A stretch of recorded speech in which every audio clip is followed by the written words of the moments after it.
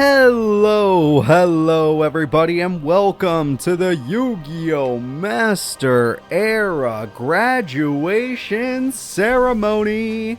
Yes everybody, a lot of our favorite characters that were attending the brand new Duel Academy have made it to the end of their school year, and they will now be graduating. They are going to be going out with a bang because the graduation ceremony is a big event where some of the younger classmen get to take on the students that are graduating, and the student that wins today will be getting an endorsement from Seto Kaiba himself to join the Pro League, but only if a graduating student wins. Right now, the number one student in the school is Shoma Yusa, a person that is not graduating due to their young age and the fact that they still have a lot of schooling left to do. So, if nobody stops Shoma Yusa today or just wins this tournament today that is graduating, nobody will be getting the endorsement, and they're going to have to work their way to the Pro League like everybody else. I hope you guys are all excited. I hope you're curious on who's graduating and who's just dueling the upperclassmen, and I'm just happy to have you all here. Let's go ahead and let's see who's gonna win in today's graduation ceremony. The first character we're going to be talking about is Mokuba Kaiba. The world has settled since the portal closed above the moon. Mokuba returned to school to continue his studies and improve his game. Today he duels the graduating class as one of the strongest people in the school.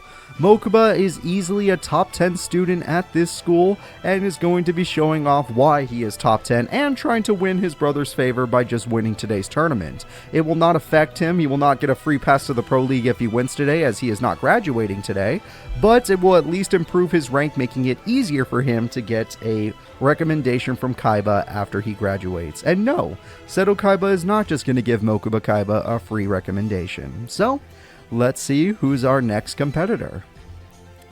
Our next competitor is Alda Vstormer.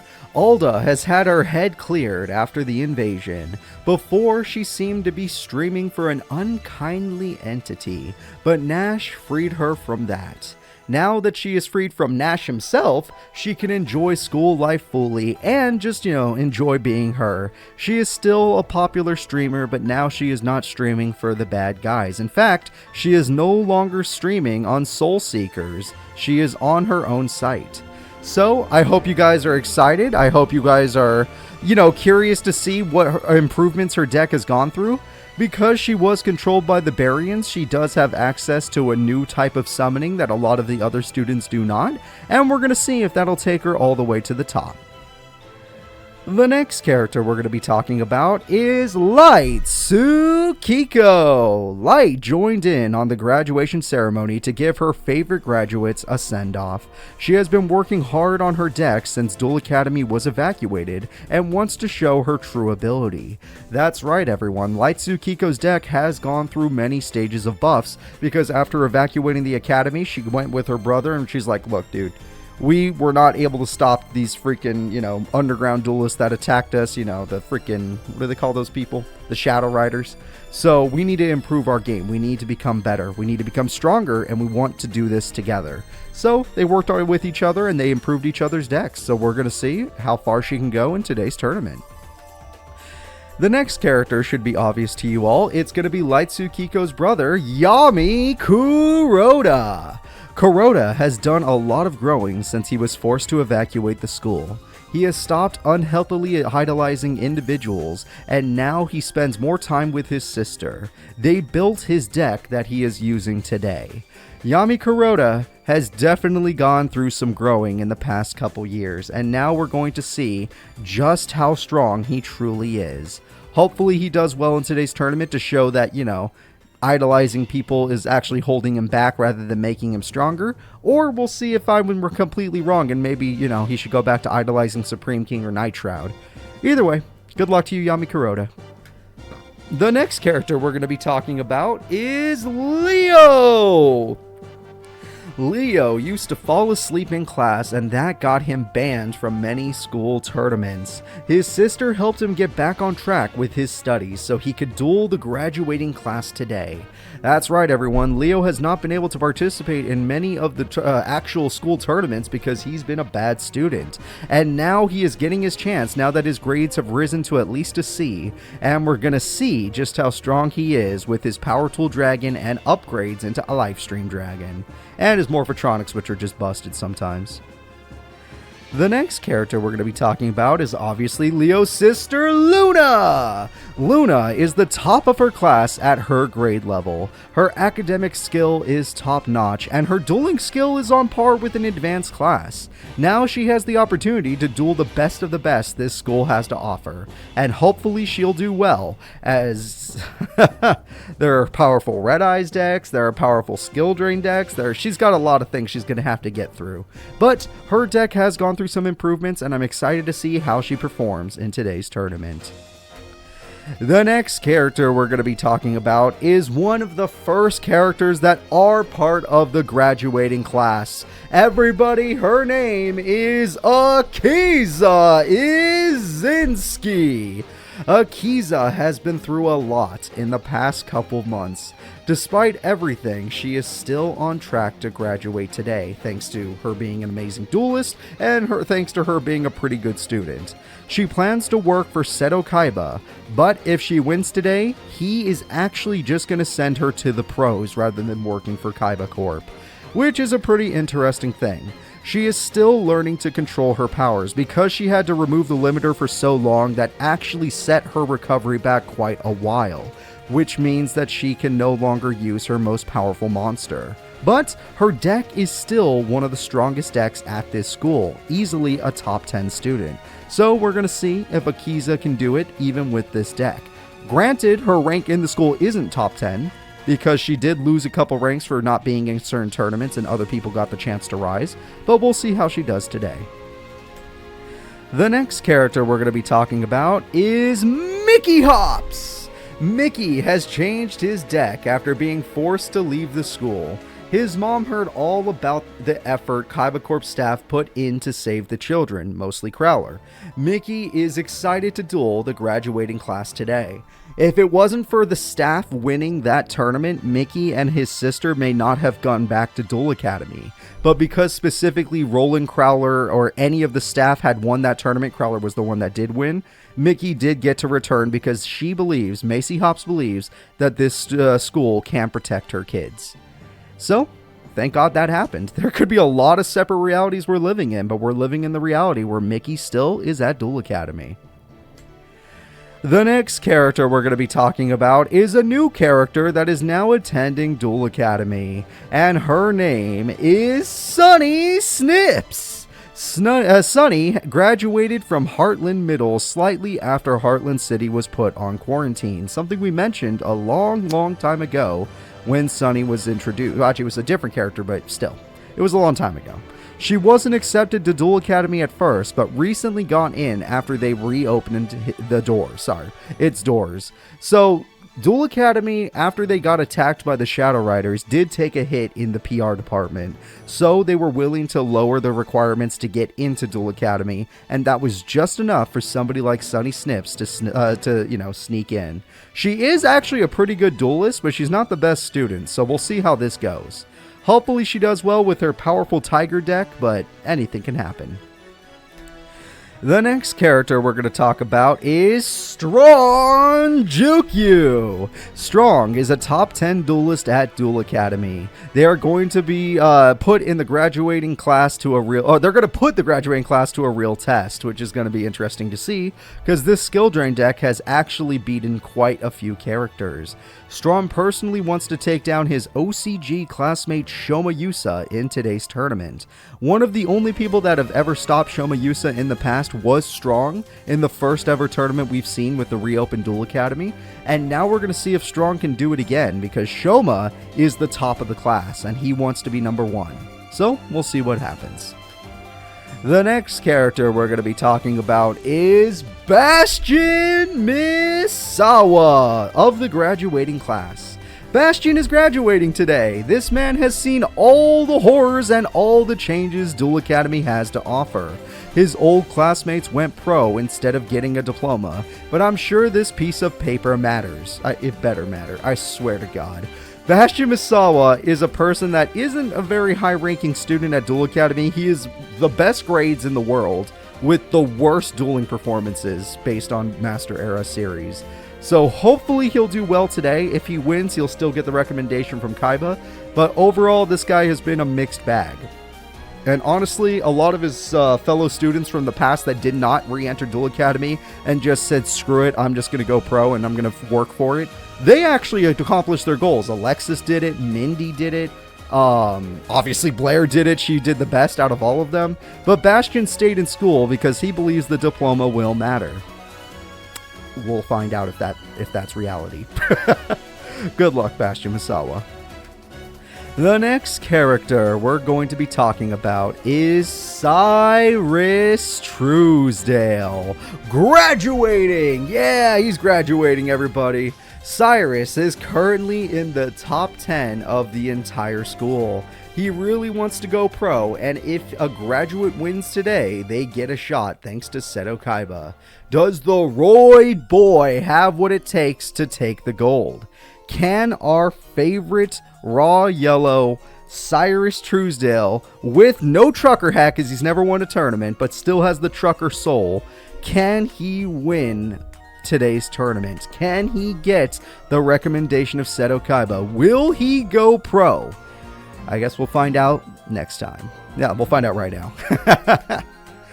The next character we're going to be talking about is one of the strongest characters at Duel Academy. Or should I say, is one of the strongest characters to be leaving Duel Academy.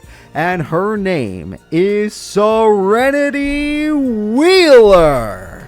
Serenity is graduating as the number 2 student in the school. She has a chance to be number 1 just before graduation, and that is right now. All she has to do is win the tournament today. If she does, she can go pro with Joey. Why did I say Serenity? Yeah, whatever, with Joey. We'll see if that happens. A little mistype there, but it don't matter. Yeah, we'll see if she can go pro with Joey. I'm hoping that she will. But in order to do that, she does have to win today's tournament. Otherwise, she's going to have to work her way up, which, yeah, the minor league ain't as easy as you'd think. Still, good luck to you, Serenity. The next character we're going to be talking about is Emma Hops. Emma is happy to be back at Duel Academy with her brother. She is excited to give the graduating class a run for their money. Her brother helped her upgrade her deck, and she helped him with his homework. Yep. Emma is a pretty damn good duelist in my opinion, but she's not quite top 10 given that Duel Academy has some of the best potential that we've seen in the Master Era. Hell, their best student took down all the Barians during the Barian March. And their second best student took down most of them, which is crazy.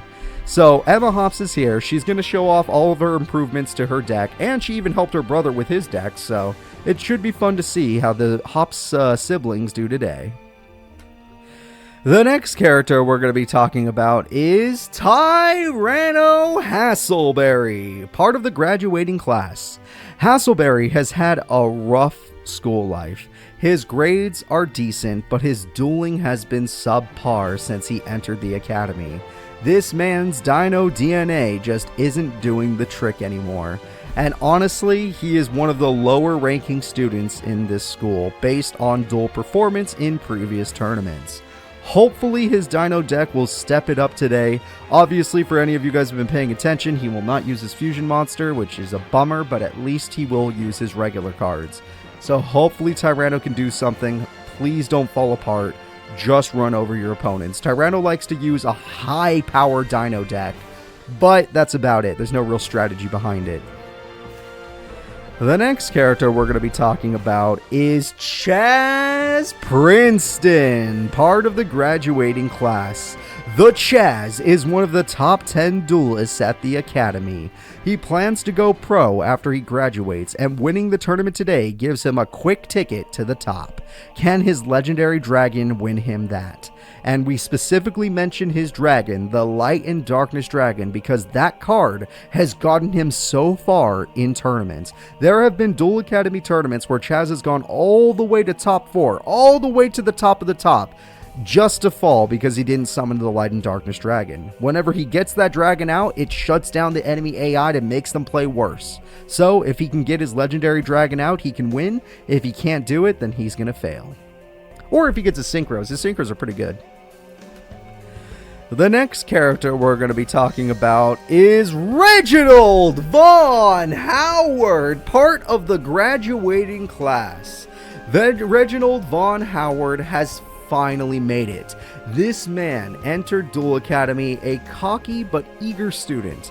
He now is a mentally tortured soul that did not quit. His diploma is almost here. Reginald has lived through it all. This man has survived the freaking murder mystery. This man has seen the GX war. This man has been part of the school getting invaded multiple times and attacked by American Academy. This man has seen it all. He has been an okay duelist that doesn't perform that terribly in my opinion, but his equip spell warrior deck has definitely dropped to time. So we'll have to see if he can graduate as number 1 or if he can just graduate in general. Because honestly, he's always done okay, and he deserves the diploma just for surviving as much as he survived. Good luck to you, Reginald. I hope you at least have a good tournament. The next character we're going to be talking about is Zachary D. Zachary D came into the school and dominated as the number 1 duelist. Yep, when Duel Academy reopened, Zachary D took over and got that number 1 spot real quick. He lost that rank and has struggled to earn it back ever since Shoma has showed up and a lot of his other fellow students have gained power. So now he is not the strongest of the strong. But today is his last chance to do so. He wants to graduate and rematch Seto Kaiba. He's not even focused about going pro. Zachary D just seems to have a personal vendetta with Seto Kaiba, and the only way to end that is for him to get his rematch and hopefully win. We'll see if that ever happens. I'm sure he can ask Seto Kaiba for a rematch if he wins today's tournament, but that's going to be a difficult task. Even though his Chaos deck is extremely powerful, some characters have just become more consistent. We'll see though. We'll see. The next character we're going to be talking about is Terry Quads.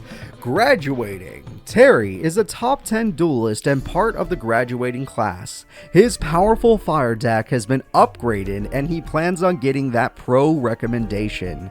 Terry Quads entered the academy like a top 4 student. Since then, he has fallen off a little bit here and there, but overall, he is still a pretty accomplished student, still making it probably at number 10.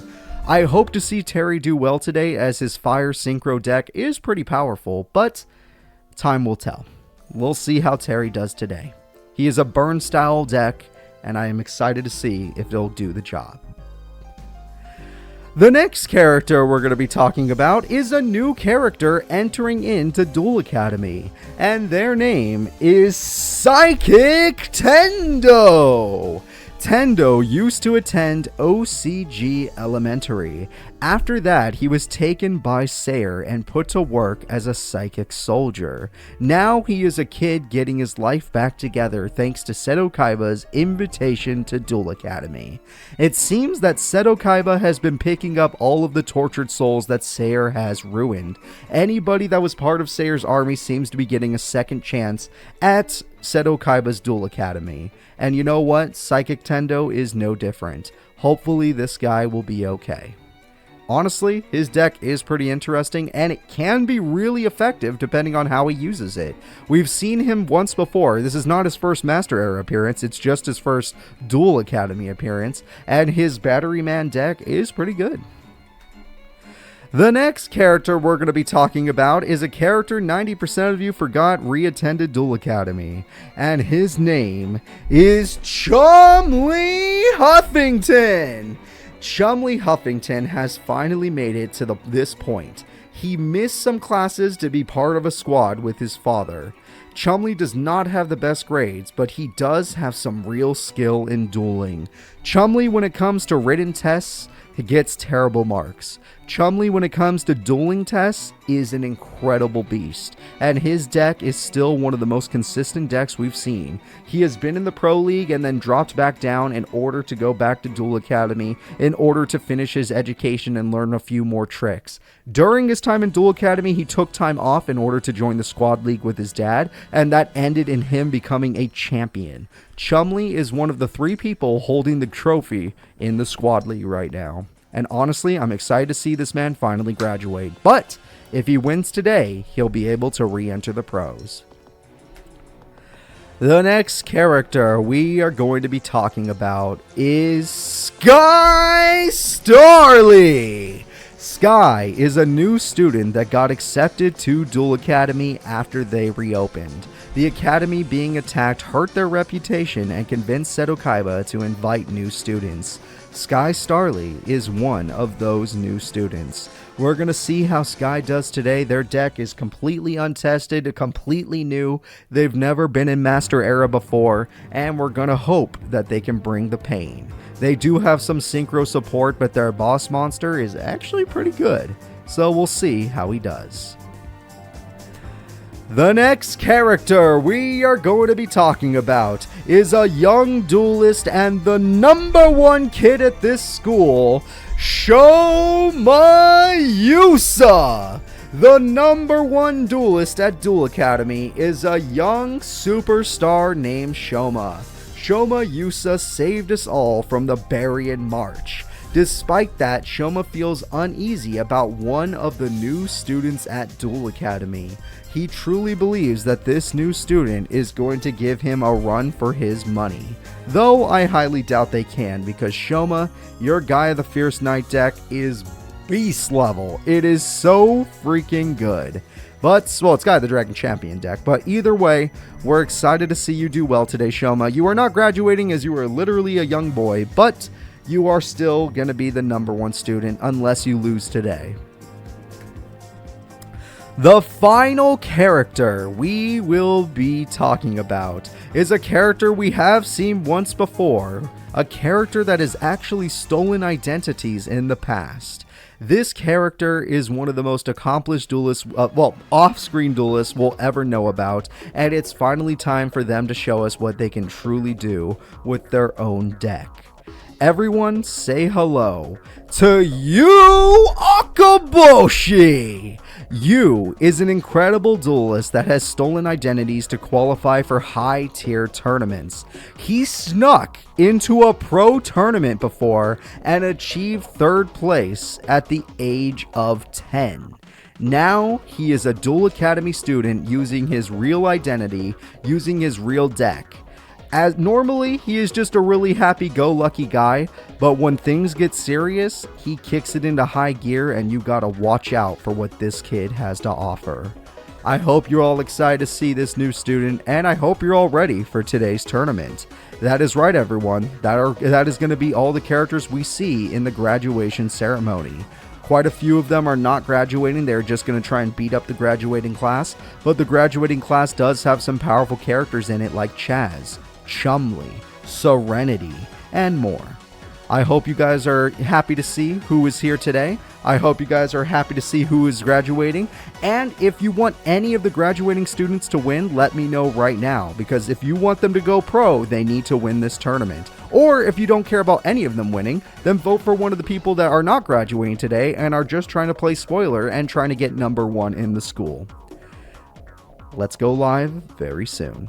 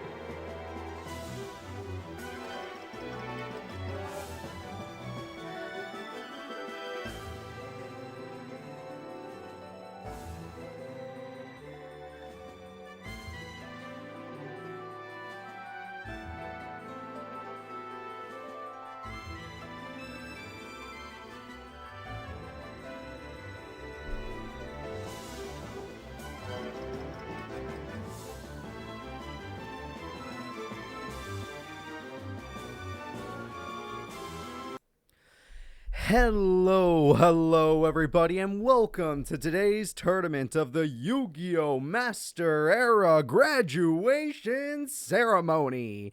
I hope you guys are all excited. Today's going to be the first tournament where the stakes are just, kids growing up. It's not about, saving the world. It's about having fun. I'm so happy to be here. I'm so happy we get to live in the good timeline. And because of that, we get to see people grow up.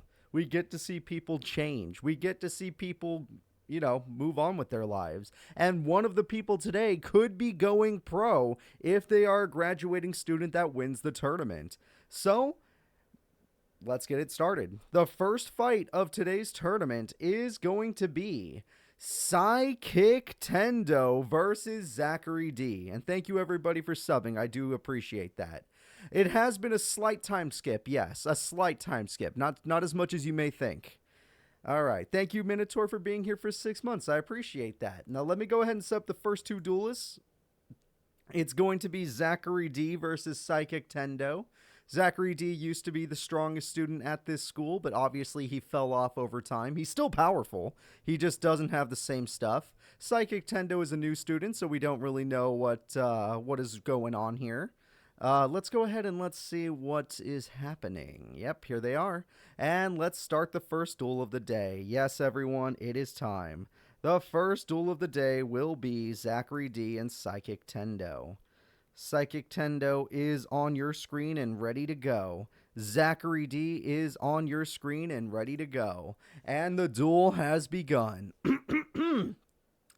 So, taking a look at the opening hand, I'd say the back row is pretty good, but the front row is pretty awful. We'll see how that goes. Oh, sorry about game audio. I always forget that one. There you go. I always forget about game audio, but it's back now, so you don't have to worry. We got ourselves a cannon, the Watt Cannon. It now exists, everybody. The Archfiend Soldier is coming in. They could have synchro summoned if they wanted to, but they did not want to. We got the 9-volt battery. The 9-volt battery is going to use its effect with the Watt Cannon combo. You gotta love these two working together. We got Battery Man Charger. This guy is super powerful. You cannot overcome him, and you get to draw a card. Shining Angel is quite helpful. I don't think 9-volt will stay very long, but it's still nice that he did that. You might want to tribute him. Yep, I was going to say, you might want to tribute him while you still have a chance. And we got a special summon, and we got a special summon. This is the power of Battery Man. This is the power of Psychic Tendo. Anybody that forgot Psychic Tendo's first tournament, this is what he's capable of. Yes, he was over in, oh god, what tournament was he in? I don't remember. It's been too long. It's up to you guys. Premature Burial comes through. Fabled Raven comes back out. It's going to power itself up for one destruction. And it doesn't even work because Psychic Tendo is here. It probably was Academy of Fear. So now that we got this, we are going to go in. We are going to get Battery Man AA. Yes, we are. We got ourselves a Watt Cannon. We got ourselves a Tribute. We got a Bouncing Effect. And we got game. His boss monster, Industrial Strength, goes in, and Psychic Tendo, the new student, takes down the former #1 student in game #1. That was pretty impressive from Psychic Tendo. Let's go ahead and get into game 2. Hopefully Zachary D will actually synchro summon this time. I don't know why he held back so hard, but he knows he can do it. Alright. Hey, Random Gamer, thank you so much for gifting out those subs. I really do appreciate that. It helps out the channel so much, and it gives people access to the fun emotes, which, we got. It's very awesome. I love the new Teo one and the new, the new Kaiba one. But, just nice. Okay, so that's a lot of back row. We're going to need to hide from that. Let's set that. Yep. That is a lot of back row, but you need more stuff. So let's see if we can't get you some more stuff. All right. Well, there's a synchro summon whenever he wants it, but it was smart to attack with 2 monsters first. Shining Angel, as we expected. Are you going to go for a battery this time? Yes, you are, whatever that one is. That battery throws away another battery. And here comes the boss monster, everybody. The best of the best, the Chaos Archfiend. A card that gets stronger every time a card gets banished. Alright, it's called Battery Man Solar. Okay, we got solar batteries. The third Shining Angel has been drawn. Let's see what this trap does. This trap gets back 2 battery men at the same time. And the solar battery and the 9-volt, they both have effects. It's going to be super fun. I hope you guys are enjoying the Digimon Crystal series. It's going to be a lot of fun. Arturo and I are happy to bring that to you on YouTube. Yep, we got Battery Man Charger getting a big buff. We got Solar Man getting out a token for tributing. The Battery Man Charger can be used. Yes, they can summon a doggo, but that doggo just ain't enough. And the Battery Man is here. He summons another Solar Battery, which is going to throw away another card, and that is so much damage. Granted, the bested of that damage is getting reflected, but that's okay. We're going to go ahead and destroy that. We're going to... No! We are not going to destroy that. If he can get another tuner monster, he can turn it back around. He does need to get another tuner monster for that to be a reality, though. So let's see what happens. That doesn't look like he got another one. He did drop Psychic Tendo's life below half, but he already used Magic Cylinder, so I don't know what he's going to do next. This is going to be really rough. Shining Angel is here just for damage, I assume. We're going to destroy the Archfiend Soldier. We're going to... It was a tuner, but it wouldn't have been strong enough. It was the wrong tuner. Fabled Raven would have been okay. That monster could have summoned the Beast, but Chaos Beast is not strong enough. Okay, he's got Geico. Geico is going to do some banishing, which is usually really good for his deck, but doesn't work out in this one situation. So that is a shame. And with no back row, it looks like Zachary D, the once strongest person, is just dropping.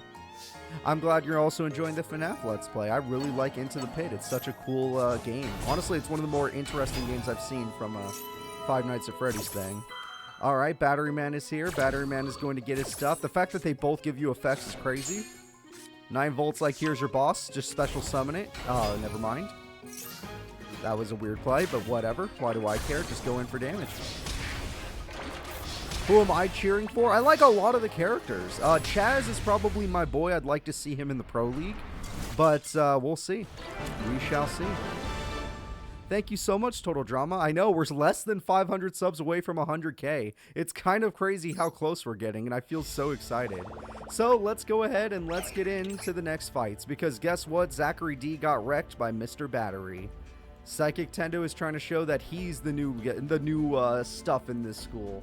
He's got what it takes to take over. So let's go back to our brackets and let's see if this would load. Alright, well, the next fight is going to be Strong Juku versus Sky Starly, so there's that. There is that, so let's go ahead and see what happens. Strong Juku will be taking on the new student. We'll see if Sky Starly can put up a fight against him. I don't know if he can, but I'm excited to hope. I hope that he can. Because Strong Juku is one of the scariest students at this school. I think we all can agree on that. So let's go ahead, let's start the fight, and let's get into it. Strong and Sky. Sky Starly is ready. Strong Juku is not ready, because I can't find him. Shit, is he not here? Oh, there he is, thank God. He was hiding from me, but I did eventually find him. Alright, that field spell is actually going to help a lot, but not enough. Oh, man, that sucks. I was going to say, that field spell is actually pretty good, but it did not save him. Alright, Monster Born steals the monster, using it as an advantage. Oh, that's rough. That is rough. Alright, let's see what happens here. We're going to draw a Garuda, which can't even be used because the monster that used to be in the grave is no longer there. Skill Drain is on the activation. No! He got both cards! Final Attack Orders and Skill Drain. It could not have been a better start for Strong. He got his full combo off. With this combo, he has the strongest deck in the game. He summons his boss, the Muscle Medic, and they're all going in. You fell into his trap. The combo is strong. You could still special son of a bitch. You could still summon Garuda, but you cannot afford Premature Burial. There we go. 2100 attack goes in. That is nice. Not everyone's boss monsters is their greatest monster. Just like how Serenity's boss is technically Red Eyes Black Dragon. It's not her strongest card. It's just the card that represents her. The attack goes through. Easy. The attack goes through. And it's over. Game number 1 goes to Strong Juku. let's go ahead and get into game number 2. At least he tried, but there was no chance. There was no chance. Darkhold didn't make a damn difference. The second he got both trap cards, you knew it was over. If he only gets one trap, maybe you could do something, but both traps, that sucks. That's very funny, Minotaur. I like the name Starly, so that's why he got the name Starly, but I'm definitely not going to be changing his name to Staravia and then Staraptor, as funny as that may sound. Alright, well, there goes the chainsaw, but he's going to steal the opponent's Rallis. Wow. He really doesn't want to give his opponent time. Oh, no, yes, he does. He didn't attack. Strange. You stole the card, but was unwilling to attack. Granted, you stopped the combo. Because of that play, he was about to combo into his boss monster and no longer can because you used that Monster Reborn. That was insanity.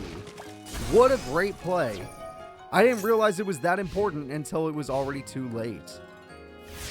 So let's see if we can't think of something else. Falcos is really good, but it's not better than Chainsaw Insect. As long as there's no skill drain, you still have a good chance. You just got to be careful. Giant Orc is going to be a problem, but at least he'll, die. Okay, Chainsaw's going to activate. We got good old Eagle. It's going to activate as well. Eagle gets him a girl. And that girl holds the field. With Premature Burial, he can now get his boss monster out. Let's see what happens. I guess so, Just Neos. I guess so. And Premature Burial brings back the bird. And the bird boss is here! Sigmorph with 34. No! Ego boost! They tie in attack points! Sigmorph couldn't even beat his freaking level 4 monster. This is heartbreaking, everybody. The boss monster was here for 2 seconds, and you've lost everything. The field spell that gave you a chance to beat this man.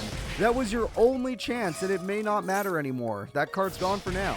2200 direct damage. No traps from Strong, though, so this is your best chance. And a second... Okay, well, hold up. I spoke too soon.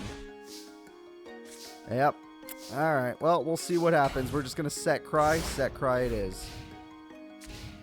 We all gotta hate Strong, don't you? Alright, well, the Starbird has returned. Not enough to win the duel, it's just kind of there. This bird does have an effect, thank God. Please do something. Okay, at least you can bring it back to the field sometime. Now we're just gonna wait. Icarus attack, that's much better. And Skill Drain doesn't work on a normal type. Nice try, though. I guess it does help Chainsaw Insect, though. So we're just going to set some cards, and as long as they survive, they're in a good spot. This is actually a pretty good situation to be in, all things considered. Premature Burial brings back a second Chainsaw. Well, at least we know what the... Oh, he's got Megamorph to nerf you. You have to Icarus attack. Icarus attack must hit both the monsters. Yes, it does. And now all you have is a Starbird which can't even get past the Griffin. Yeah! All right. The Griffin is here, and it is holding the field. Sky Starly is a real one. He's got out some cool cards, and that is no good. Damn it, you keep falling into this guy's spell cards or trap cards. It's not working out in your favor. Let's hope that he thinks of something else. One trap to rule them all. I'm sure there's no trap that can stop this. Oh, it's the cute one. I don't think it matters. You can set it at best. Yeah. It's not exactly an aggressive card. Alright, Strong, will you draw one of your monsters? He does not draw one of his monsters. We might see the bird. We might see the bird, everybody. Let's see it. Oh, no! TT, baby! It is over. Losing all of your monsters. Your opponent draws his legendary Muscle Medic. He is ripping through the opponent.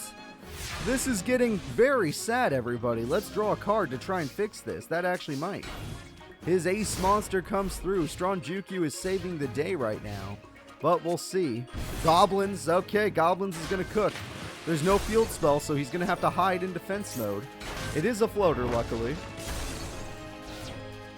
But he's never going to be in defense mode, so, because of skill drain, so there's no reason to do that. Kuja, we got to do something. You're damn right you're going to crash. No, you need to crash. It's just going to run out. You need to crash. Oh, didn't matter. None of this mattered. What are you even doing? What are you even doing? You're disappointing your fans. You don't have any fans. Get out of here, Starly. You may have been able to fight a weaker opponent, but Strong is one of the strongest people at this school. So let's go ahead and let's see who's up next. I feel like Sky might have done better if he had a different matchup, but starting off with Strong as your first opponent is just no fun. So let's go ahead and let's move Strong Juku forward. And of course, this website seems to be having trouble today. I'd like it to just work. The next fight will be Syrus Truesdale versus Emma Hops. Can Cyrus do it? Can he graduate with a trucker hat? Not only will he earn his trucker hat, but he'll earn a way into the Pro League if he wins today. Or will Emma Hops play spoiler and prove that she deserves to be a top 10 student? Alright. I know people don't hate Emma. They just want Cyrus to win, so hopefully it's a good duel. But at the end of the day, Emma could totally take Cyrus. Especially with the upgrades her deck has been given. If I can find her. There she is. Alright, we're ready to go. We are ready to go. It's time for Cyrus versus Emma. Cyrus usually does perform quite well in school tournaments. He's not so good when it comes to outside tournaments, but school tournaments, he's quite good. There is no trailer, because we're in a happy timeline. Everyone's just having a good time. He got triple Drill Roy, that is one for sure. I mean, it's not the worst card to get triple of. Well, you didn't even use it. I would have used it. Oh, I guess it didn't matter what you use now. And at least Supply Squad will have a use. Alright, Supply Squad, let's see what he gets. Stealth Roid, sure. That's a lot of monsters, Cyrus. It's going to be a shame. You could really use something better. Oh, she got double fencing Fire Fairy. Did she start triple Fire Fairy? Because that would be the worst thing for you. Like, that would be the worst. Gyroid? Nope, Gyroid ain't gonna do it. This card can at least get Steamroid, but literally... Or Submarine Roid! What a good brain! What the hell? Do you have a brain or something? If he draws Power Bond, the duel's over. He'll win in one attack. If he draws Power Bond, he will win in one attack. But that was a very smart choice from Cyrus. I respect that he is not just all about damage. There's Steamroid anyway. If he wants to at least attempt to kill the Fire Fairy, which isn't a bad idea because you gotta kill it eventually. You gotta kill it eventually. Exactly. And you still get Supply Squad for dying, so it's worth it. Alright, and you get to keep the submarine. She didn't realize the submarine was the bigger threat. And you drew another submarine, so you can go for your slow win strategy to win against her. This should be good. She has no more monsters if one of those is TT, though. You could Stealth Roid if you wanted to get rid of some of this. Hey, you drew the Megaroid City, but most of your monsters don't use their defense, and Submarine Roid, when it attacks directly, only gets 800 damage. Acid Trap, or not Acid Trap Hole, sorry, Trap Hole with spikes, shit. But you do get to draw a card. There's the truck! Oh, shit! This man's got his truck. He's ready. Alright, here we go. Patience, everybody, patience. The truck will come. All these traps versus all these monsters. No spell cards from Cyrus so far. He's not going to use the truck just yet, but I think that's an okay idea. Because if she has Magic Cylinder, you don't want to be taking 2,000 damage. He has next turn. Next turn, he has game. Alright, and we have ourselves a set. Dragonroid is interesting. You could search, but it doesn't search for spells, so you're still kind of just a monster hand. There's the Megaroid City. We were waiting for that. And now it's time to attack. Yes, that does work. Alright, Submarine Roid's going to hide in defense mode. Giant Rat is going to stall for time. She's very lucky to have gotten Giant Rat. If he had attacked with Drillroid, it would have actually maybe... yes, it would not have won him the duel. But it would have been nice. She would not have thinned out her deck like this. All the rats may be gone. Oh, damn it. Alright, you need to be smart. If you just attack with Submarine Roids, you win the duel. You do not need to use your stuff. Just attack with Submarine Roids. I'm doing great. Thank you so much for being here. So hopefully he just goes for Submarine Roids. Oh, what the hell are you doing instead? You just lowered your life points, which is very risky, just for a Rescue Roid. You have a... Wait, why didn't you put your other submarine in attack mode? Yeah, I think it still does. It doesn't do it. I thought it only did 800. Why weren't you doing that earlier? I guess it doesn't matter to me anymore, because you're the winner, Sai. That's game one. all that back row, but she couldn't stop a submarine roid, or maybe she didn't think she had to. Alright, let's go into game number 2. Moving into game number 2, let's see what this girl can do. Maybe Emma Hops will actually get more monsters to combo with her back row, because I'm sure it needed that. He already has the field spell, he already has Dragon Roid, he already has Monster Reborn. She has triple back row, but this is a great start. Alright, Steamroid, bringing destruction, A-okay. Thank you so much for the sub, Forbidden Donut. Appreciate that, as usual. 10 months of this. Alright, Steamroid does return, and the attack goes through. Giant Rat is what wanted this. Okay, we're screwed. Giant Rat is going to summon more rats. The rats can defeat the train. I don't know how that's possible. I guess the train tries to run over a rat, and the rat just flips it. Don't understand why the f did you do that? You had Emma. You know what? This is why you're at Duel Academy. You need to learn. You had more attack than your opponent. You did not need to do that. Alright, attack goes through, and it's good 14.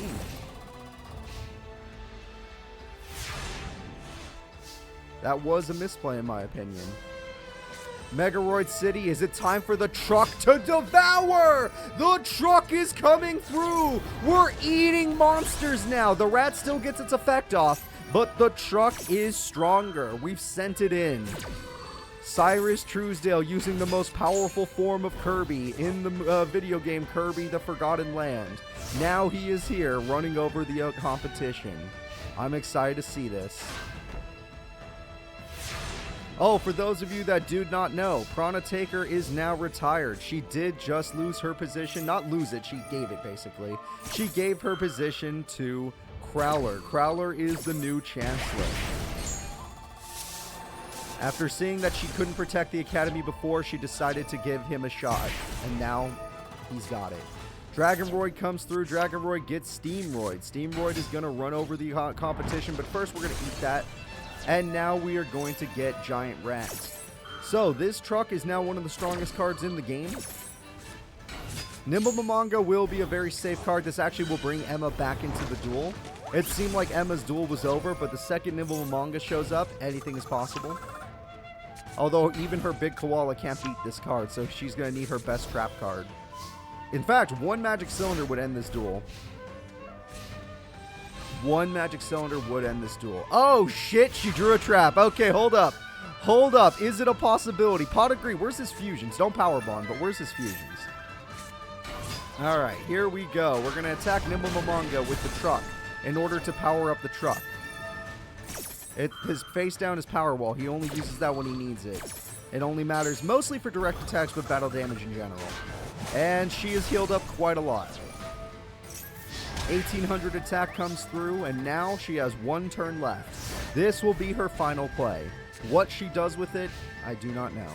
She summons Bazoo the Soul Eater and goes after Cyrus's life points. Cyrus's life points are now in critical condition. A single burn trap card can end this duel, but the truck looks hungry. The truck looks like it wants to end this duel. The attack comes through with 5,800 attack, and now the game-winning attack is about to come through. Cyrus, with this much power, is going to lose nothing. He almost lost the duel. The burn left him with 600, but the winner is still Cyrus. It was a close duel. Emma got the top 10 student Cyrus down to 600 life points, but he wins. He does win. Good for Emma. Honestly, I'm happy to see that she is growing. She's getting a little better, but Cyrus is still really freaking good. So we're going to be moving Cyrus forward. His truck ran over the competition, didn't even use a single fusion. Okay, Syrus Truesdale moved forward. The next duel is going to be Tyrano Hassleberry, a character that really needs to graduate with something because he's honestly a joke in our series at this point. And Tyrano Hassleberry will be taking on Leo, a student that wasn't performing very well, so he kind of got in trouble. At least in school, not in dueling. In dueling, he's fine. So he kind of got in trouble for that. So let's go ahead and let's see these two duelists go at it. Looks like Tyrano Hassleberry is ready to duel. He did draw a monster, luckily, with Fossil Dig. Yeah, there you go. Old school Sabersaurus. Nothing wrong with that. His opponent, Leo, is also ready to duel. I need some water because I'm streaming. 2200 attack is pretty solid. I think it's gone. All right, 2200 attack for nothing. We got more monsters, and this monster is going to get powered up to 2200. And now you're in trouble because you have to top deck monsters, and you run quite a few tributes, so this could go bad. No, you normal summoned the Gillosaurus. That was a special summon for no reason. We got the Gillosaurus, and thanks to Solidarity, he is super strong.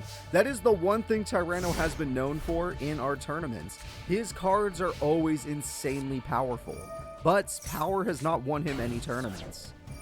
Alright, the Junk Box brings back this card for no reason, or does it have an effect? It has an effect. It's to destroy a card. Okay. And what is that card going to do? Jurassic Impact. And what's that trap going to do? What the hell is going on? We got ourselves a triple chain between these two students. Jurassic Impact destroys every single card on the field, which means this is now a top deck game, but Leo has advantage. No! He got his boss! Wrong timing. Okay.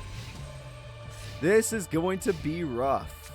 And we got Boombox in one of the best cards Leo could have drawn. He's doing so much damage. That was Red Eyes damage right there.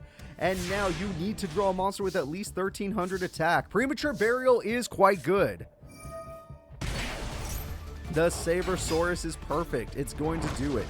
So now it's all up to luck. It is all up to luck. Who will win? Leo just needs a monster and an equip spell. His equip spells will make him stronger than Sabersaurus. That changes things slightly. Now he needs an MST. Alright, Radion has just enough defense. That's insane. This guy has just enough defense to hold him back. And now, with Borden, he can attack directly! He ignores him! Leo outsmarts Tyrano! Leo outplays Tyrano's powerful strategy by going around him, and you gotta say that's impressive. Good job from the little guy.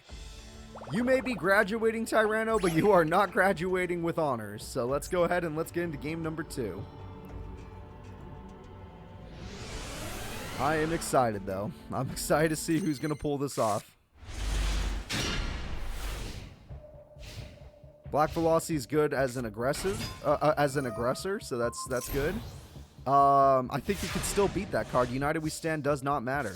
It was a waste of an equip spell, especially with Jurassic World. And here we go, everybody. With Jurassic World and Solidarity, that's a hell of a combo. Amazing combo. And he kind of ruined... you know, it's fine. It's actually still good damage.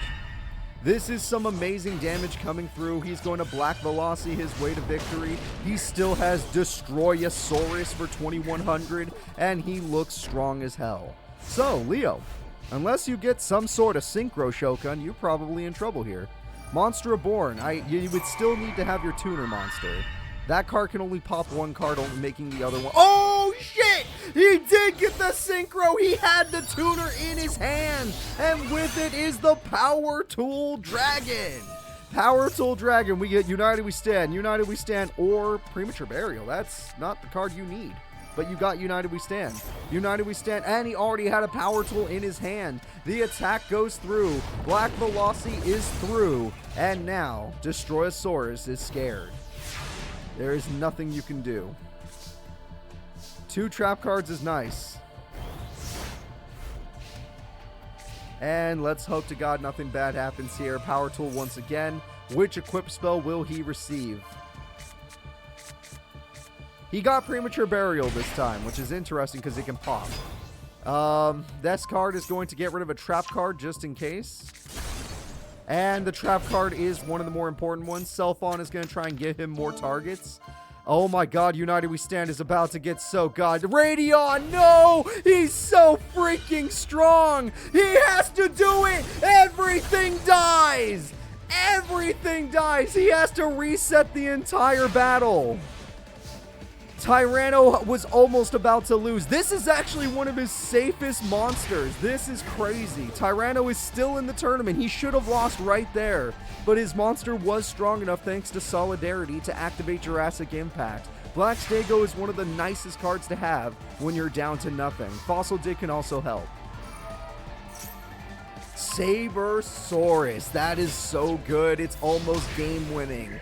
And, okay, well, it doesn't matter. You have life points to spare. Leo's the one in trouble now. It looks like Tyrano wants to graduate. He wants to get that #1 slot. He wants the recommendation. But it looks good. Unless that's Radeon, it's looking really good for him.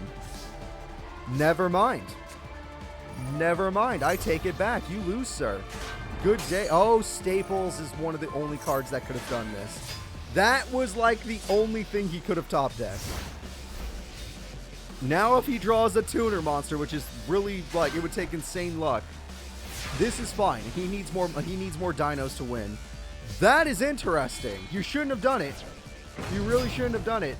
But that technically wins him the duel in 3 turns by burn. He doesn't have to get past Staples. He can win the duel in 3 turns by burn. Gillosaurus is 1. Don't special summon it like an idiot. He special summoned it like an idiot.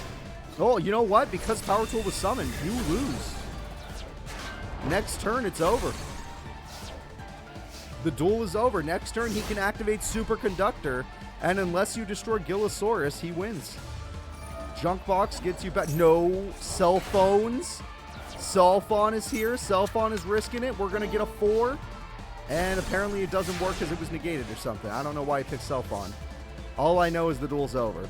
Conductor goes through and Tyrano gets a victory, everybody. That freaking, like, destruction card that blew up everything is so good. Jurassic Impact saves the day. So we're going into game 3. Oh, they do have a different deck. Yeah, you're right. I forgot. Oh, they have 2 effects, right? All right, now let's see how he starts. Both of these, yeah, this is a great start for Tyrano.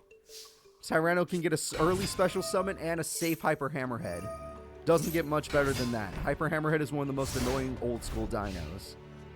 So much so that people actually just used to run it. All right, Scoping is interesting, and that's an early Synchro Summon. That's dangerous. That is super dangerous. Hyper Hammerhead loves Power Tool Dragon. It's one of the few cards that can deal with it, even with its equip effect. Alright, Power Tool Dragon is okay. With that effect card, maybe not. Yeah, I was going to say, with that card, you might actually be fine. Hyper Hammerhead gets... oh, it activates in the grave. Never mind. Okay, well, get wrecked. Dark Hole. Wow. Wow, you're desperate.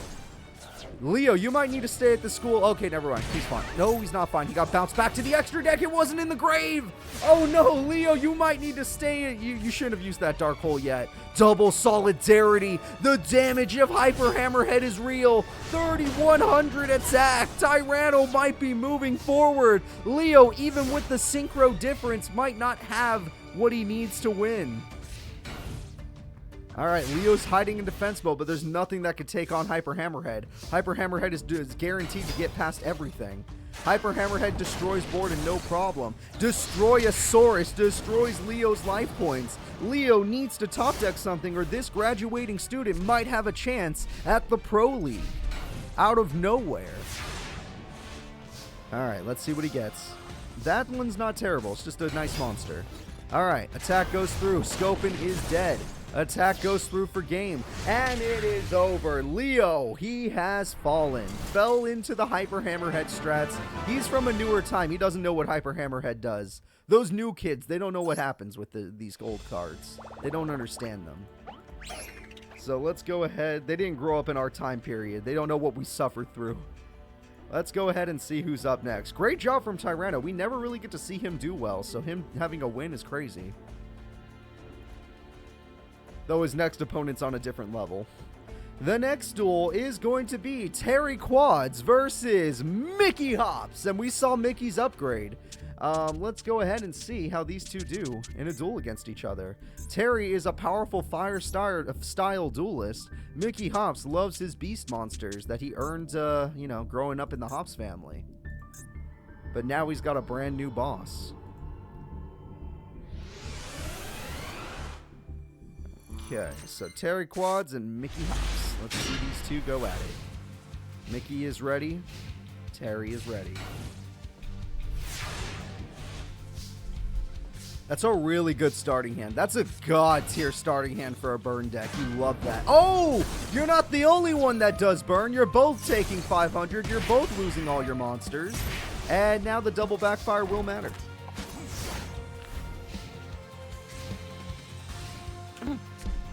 Rescue Rabbit! With this, he can get 2 direct. He's going for 4,000 damage! Holy crap, Mickey Hops! He may not have a field, but he just Obelisk the Tormented his opponent! Holy crap, great job from Mickey. That is taking advantage of a very particular situation, but you do have to understand that you're left with nothing after the fact, but you still have such a big life point advantage, it probably doesn't matter. Alright, well, we got Mad Dog of Darkness. That's 1,500 burn. It's time for Terry Quads to show off why his deck is so good. Terry has gotten top 4 in previous tournaments, and this is the reason why. This sort of combo, burn, burn, burn. And you will continue to burn. There is no escape. Especially if he goes for Solar Flare, this duel might as well be over. Dark Hole comes through. The Mad Doggo Darkness can't do it. Solar Flare Dragon going in for 2,000 damage. The damage is good, and you cannot take much burn. Mickey, you need a special summon. Mickey's got a Mad Dog, and it may not be mad enough because the burn is too good. Even though Mickey did some incredible damage earlier, his opponent never let him build up a field thanks to his Fencing Fire Ferret, thanks to Dark Hole. It was just too good. Captain Tochi, thank you so much for being here today. And that's it. That's all he had to do. And thank you for the sub. I appreciate that. Mickey Hops, unless you have something we haven't seen before, we're going to have to call game. That is 1,000 burn, and UFO Turtle guarantees game. All it has to do is pick Solar Flare Dragon, and you win. It doesn't matter. Technically, you could just crash for game. Dark Hole ended the duel. That's game. I don't think Mickey knows what to do when he runs up into this situation, but this is why he's attending Duel Academy, to figure out, hey, it's not just about attack points. Sometimes you gotta be a little tactical, like this graduating student is, like Terry is. I love to see the Kaiba emote. It looks really brutal. We're gonna go ahead and get into game number 2. Mickey did do quite well. It's just that Terry's deck it's good. It's actually tactical. Yeah. And these kids, these young kids, they don't know what to do against tactics. Speaking of tactics, look at this. Alright. No, that Kaiba emote's good too, though. I like that one. And Fencing Fire Ferret is going to tie with Desmanian Devil. And they know that if they destroy the Fire Ferret, they will also die and burn. Mickey Hops is bricked. Not something I wanted to see. Mickey Hops being bricked is sad. But here comes the boss monster. Terry Quads wants to end this duel with his strongest card, the Crimson Blader, with the combo. Here it comes. I appreciate that, Captain Tochi. I hope you have fun today.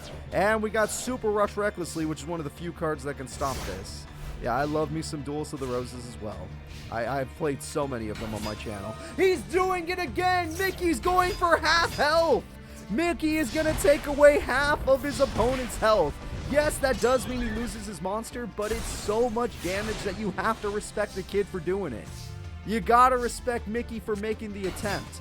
Blazing and Pachi goes through, and yes, it hurts, but it's totally worth. Okay, let's see what we got here. Dark Hole gets rid of Blazing and Pachi. Now we're going to not play a card. That's heartbreaking. That is heartbreaking. We got double Solar Flare Dragon, which can create a lock. We got Rose Warrior, which does damage. I believe it does burn. It is a burn card, so we're going to do some burn. Mickey has fallen below half, which is really bad. The Hops Family Rescue Rabbit is definitely screwing him over in this case. He got his boss mods! No! His boss monster gets TT. It was all for nothing. Oh my god, Harpy's Feather Duster comes through. And with that, he's got nothing to come back with. Gorilla Kite will do burn, but he does have the life points to afford the burn. Mickey's in so much trouble. His opponent was just too far above him, I guess. This is actually not terrible, but the life points being this low puts you in the danger zone. His boss monster is known as Alpha. I don't know much about it. All I know is that it can be special summoned. Ah, shit. That's a hell of a top deck. That's the end of the duel. That is the end of the duel. One Solar Flare Dragon. The graduating student's like, you know what, kid? You're pretty good, but you're not me. You're not quite me. I'm graduating. You still have time to learn. You're still in Duel Academy. You'll do better next time. But Terry Quads is moving up. All right. Terry Quads, great job. He wants that pro slot. Terry wants to go pro. And his deck has capabilities, you know? It does. So let us see who's up next. Bastion Misawa versus new student Akaboshi. All right. We got some new characters fighting some the oldest of old characters. Bastion never really got to show off his win style deck, and he's going to do his best to do it this time. Honestly, Bastion, I believe in you. If anybody can stop these new students from being good, if anybody can prove that the old class was the best class, it's you. Because you've never done anything else, and this would be the first time you impress me. So we'll see what happens. Yep, that's a pretty good start from our buddy Bastion. That is nice and safe. That just gets him a ritual monster, nothing to fear. Nothing to fear. That gets him a ritual spell, something to fear. Something to fear. And here comes the Ritual of Destruction. Yes, this is going to be a problem. Yes, he even got rid of Sonic Bird because he felt it had no use. Yes, he has Gollendorf. I like calling it Ganondorf. And it's going to eat monsters for attack points. Luckily, he does get at least a Cross Sword Beetle out of the deal. Monster Reborn is super scary. Sonic Bird likes the field spell. And Sonic Bird is coming through. 1900 damage. 2700 damage. Oh, that's crazy. Hello there. That is freaking crazy. Garochin is not terrible. Can at least get rid of the Sonic Bird, but we'll see what happens. Ganondorf is still a scary, scary card. And there's the ritual spell getting banished. I don't know why it does that. I don't know what it did, but it got banished. Attack goes through. Hello. And we'll see what happens. Garochin gets summoned, I guess? No, Cross Sword Beetle. Yeah, we're just going for damage. Cross Sword Beetle is pretty strong, but obviously the opponent is just overpowering Bastion. And because Bastion lost his card, that means he has nothing. But he didn't draw another monster, so the duel is not over yet. Of course I do. I'll be seeing you on, I believe, August 30th. Now let's see here. What is that card? Nothing. Okay, if he draws a monster, he is going to end the duel. We'll see what happens. Manju is interesting. Ritual of Destruction. I don't think you need two ritual monsters, but hey, to each their own. And that is it. The game-winning attack is coming through, and honestly, that is scary. He did get that very quickly. Oh no, I heard you do.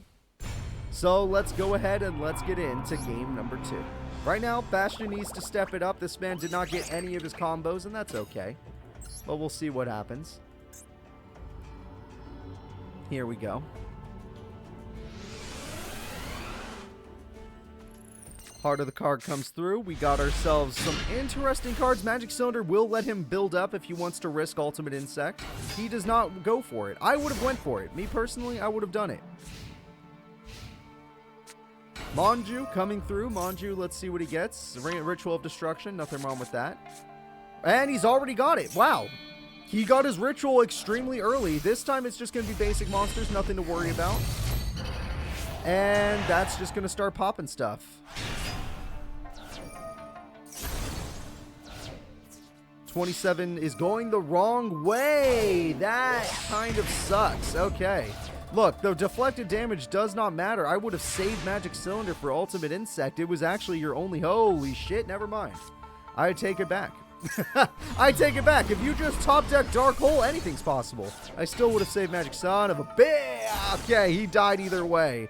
None of this mattered. It's a top deck game now. We're playing from top decks. We got Mystic Tomato. Mystic Tomato goes through for 1,400 damage. 1,400 damage comes through. For those of you that are curious about Akaboshi, he is from the OCG Elementary manga, the same series that Shoma Yusa comes from. I actually found him from there. And we have ourselves a trap. And we have ourselves a trap. Maybe if he goes for Scary Moth, it wouldn't be enough, but it's something. Okay, Cross-Sword Beetle. Are we going to get a little scary in here? I do not know. I hope for the best.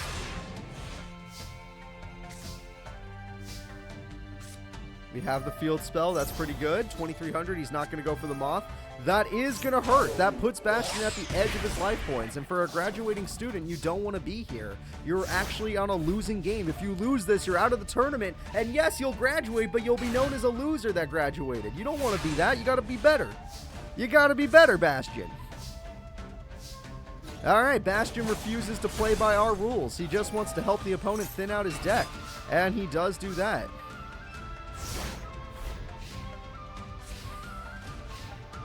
This deck does require rituals, though, so I think you're fine. Because this deck requires rituals, it's very slow. All ritual decks are slower in our series, except Yugi, who's a freaking monster that always gets what he needs. Other than unlike Bastion, who literally can't top deck anything to save his life. He keeps getting the worst cards possible. And Monju comes through. And Ganondorf comes through. And that seems like the end. That seems like the end. I don't think things are going to get any better. I think we're going to be in trouble now. Alright, Ganondorf is here. Ganondorf's going to eat everything on the field, giving him enough attack points to end this duel right now. 2,800 attack. It works really well with Supply Squad as well. Attack goes through, and Bastion, get out of my tournament! You don't even deserve the minor league with any of your decks, because you're all trash. Every single one of you. Alright, get him out of here. He's like a bad Yugi, because Yugi would change decks and win duels. He changes decks and he's terrible. Alright, let's see who's up next.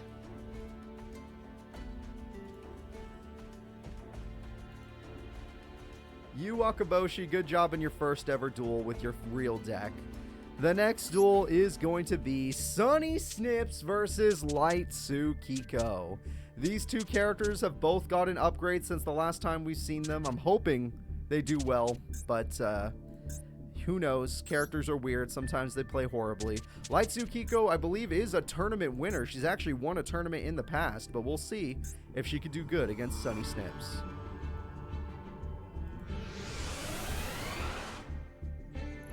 Light is ready. Sunny Snips is ready. Now let's see who's up. So Fencing Fire Fair, people love that card. It's so effective. It does the destruction. It does the burn. It gives them advantage. Pot of Greed is also good. Every character loves Pot of Greed. Shining Angel comes through, and it's not going to be able to search because it's just going to die. And any traps you play will be destroyed. Only one, so that's not terrible. Harpies will not get much out of this.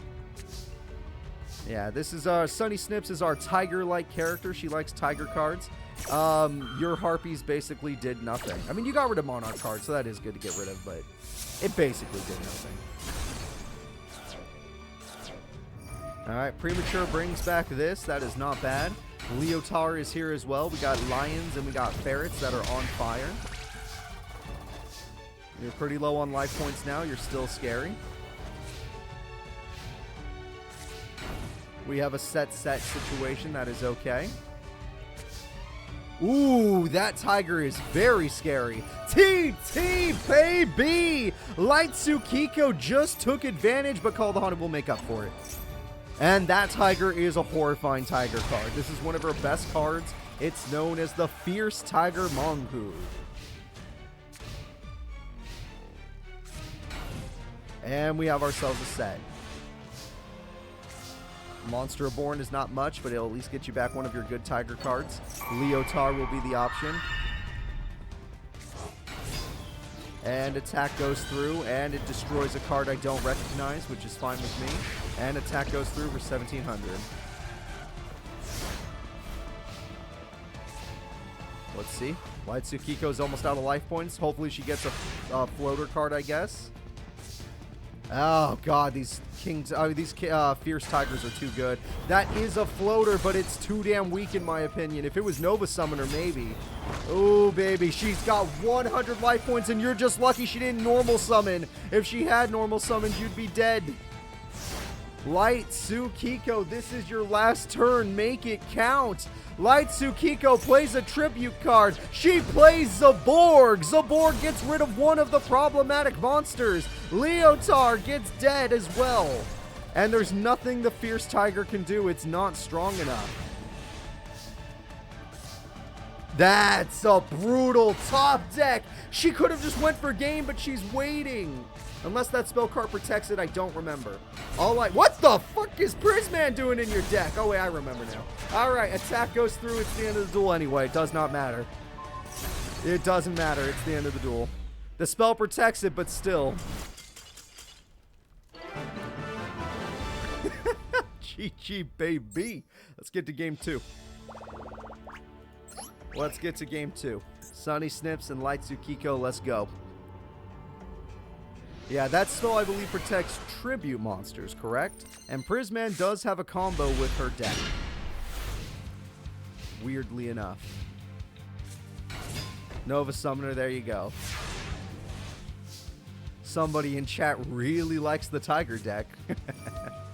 And we got Monarch again. You got rid of this. You know what? Getting rid of that card is always a good thing. You need to get rid of that card.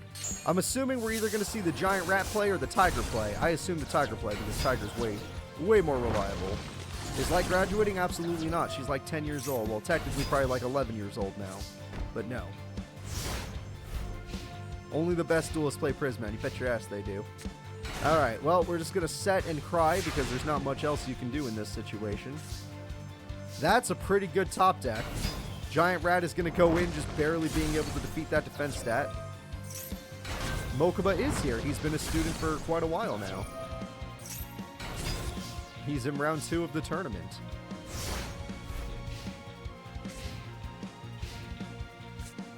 MST comes through. MST pops the good trap cards. Ooh! Oh, wait, that could actually really help. Getting rid of the power down by using Hoshin again. Not terrible. It's not enough, though. I don't know what you're doing. What is she doing? Whoa, whoa, whoa, whoa, whoa. What are you cooking? She's cooking with fire today. Holy crap. What a play from Light Tsukiko. Okay, I am impressed right now. That is awesome. The Giant Rats will try to stall for time, but there aren't enough rats to save you. Leotard is pretty good, though. You can at least get rid of one of the annoying Hoshinigans. Or you could go for a massive play, depending on how you want to play this. Alright, here we go. We're going for this to bring back the King Tiger. And screw that! We're going for the big boy. Bring back the King Tiger. Well, Giant Rat, okay. Yeah, no, screw that. We're going for the big boy. We're getting rid of this card. The big boy comes through. It's the Beast King Barbaros. Alright, now what? Heart of the cards. Light Tsukiko got none of her tribute monsters. Are you kidding me? Her deck is like 8 tribute monsters. And you're telling me she didn't get any. That breaks my heart. Leotard is better than everything you just summoned. I don't know how this is possible, but we're living in a timeline where she's getting wrecked by her luck stat. That is a good card for Shine. That counters Nova Summoner. Nova Summoner no longer works because she got the King Tiger Wanghu. Prisman can't stand up to any of this. Sunny Snips has got the duel in the palm of her paw. Now let's see if it goes through. Yeah, she's got this. She's got it. She's got it. Light Tsukiko wasn't ready for the new student. Yep, Light Tsukiko was not ready for the new student. Beast King Barbaros goes in for 3,000. And that is it. Not bad from Tiger Girl. Not bad at all. She is cosplaying. Alright, here we go. Now let us go, and this is going to be the final fight of round 1. In your guys' opinion, who deserves to go to round 2? Is it Reginald Von Howard, a character we've seen all the way back since tournament number 4? Yes, episode 4 of the series. Or Luna, a character we've seen all the way since episode 12. She was introduced in 12, he was introduced in 4. He's been at Duel Academy the entire time. So, let's do it. It's time for the Warrior deck to take on... I would say Luna has the Spirit deck, but it's not a Spirit deck the way you think it is. So, let's just, let's have some fun with these characters. Let's see who deserves to move forward. We'll see what Reggie has to say. Marauding Captain comes through with Trident Warrior, but that doesn't combo back. Kind of an interesting start from Reginald. No equip spells, very bad. Luna's got Pot O' Greed. Luna's got Birds. Interesting. I guess by doing that... Ooh, Extra Net does not work on this opponent. Terrible play.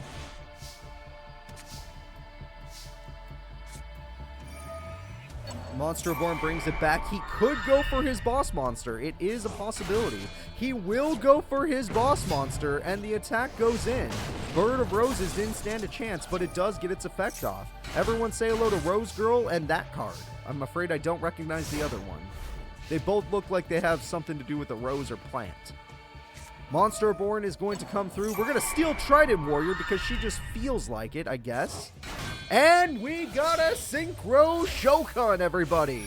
And with this, she is going to summon her Ancient Pixie Dragon. Extranet says they can draw 1 card, though.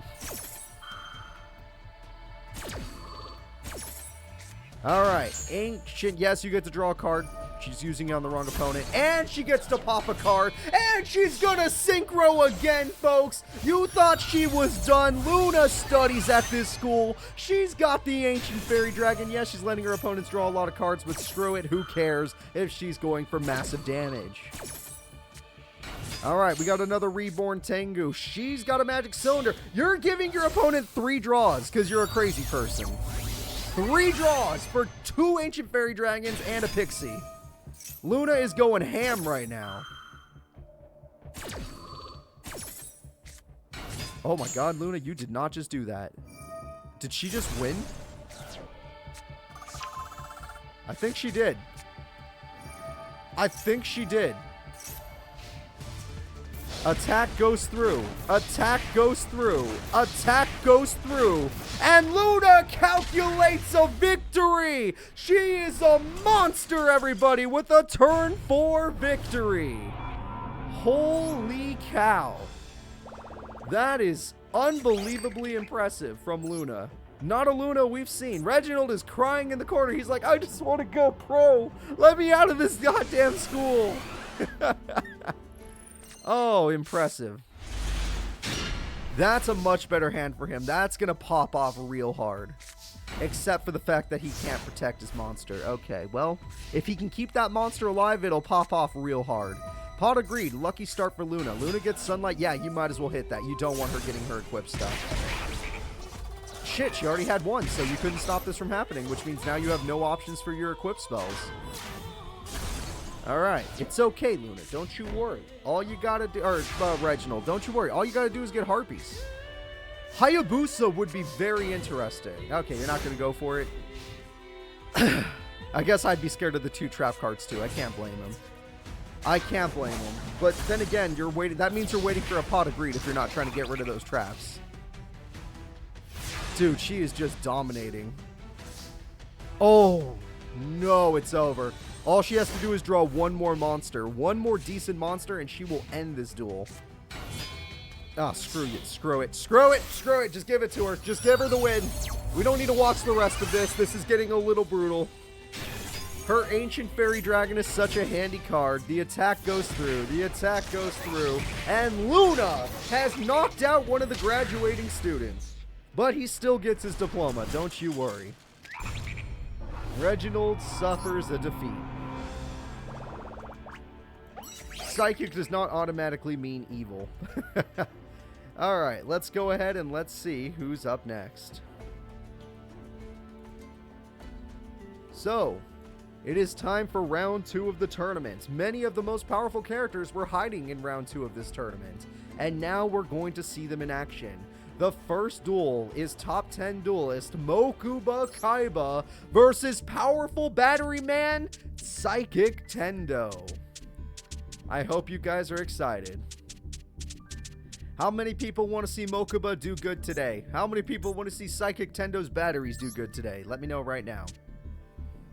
Look, she's got herself some psychic monsters just because she's lived through a lot. And they're helpful. So let's see. Where's Psychic Tendo? There it is. And let's go ahead and let's get this fight started. Mokuba versus Psychic.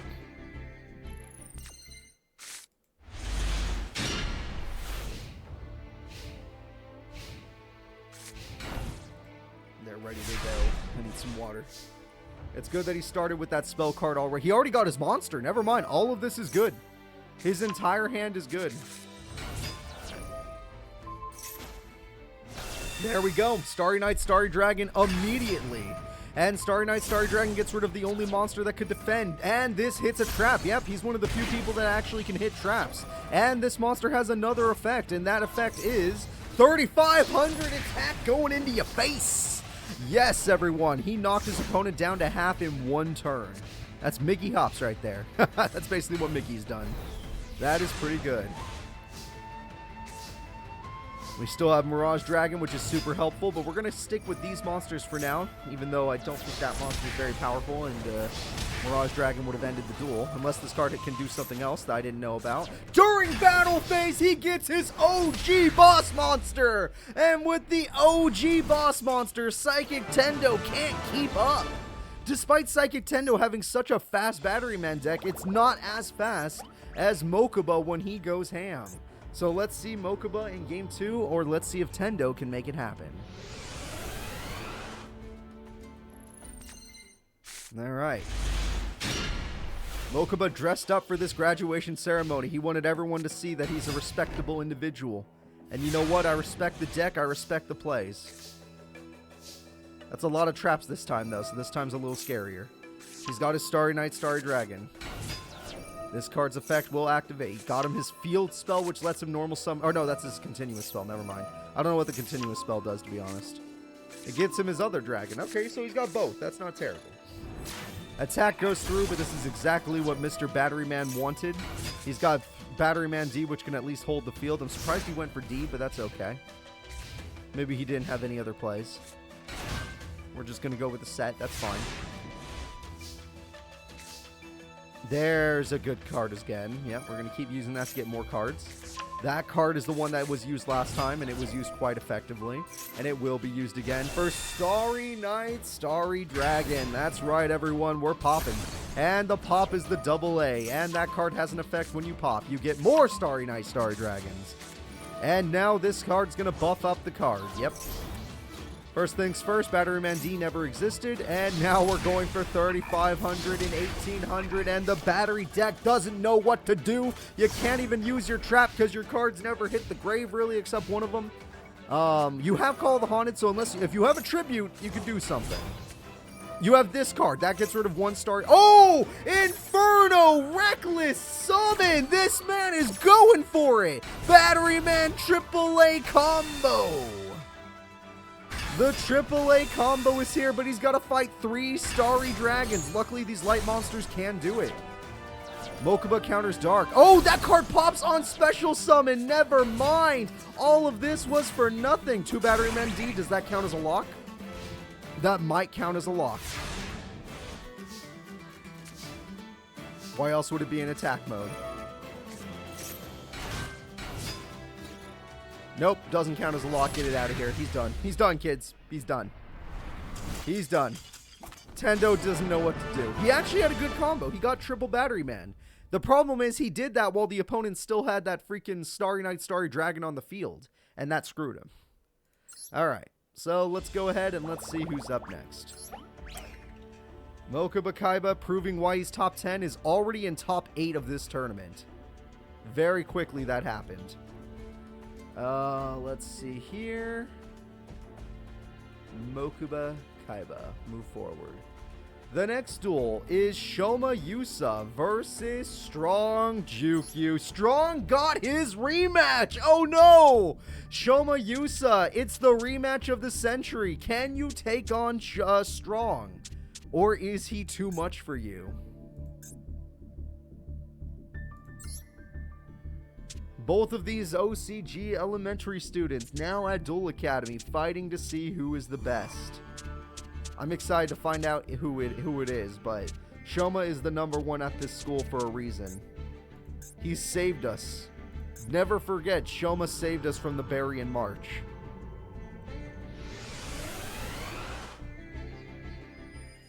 Strong Juku is ready.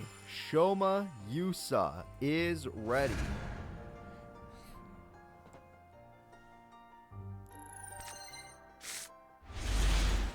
This is an amazing opening hand by Strong.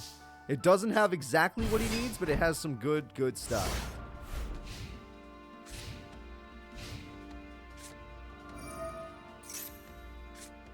Guy the Fierce Knight, yep.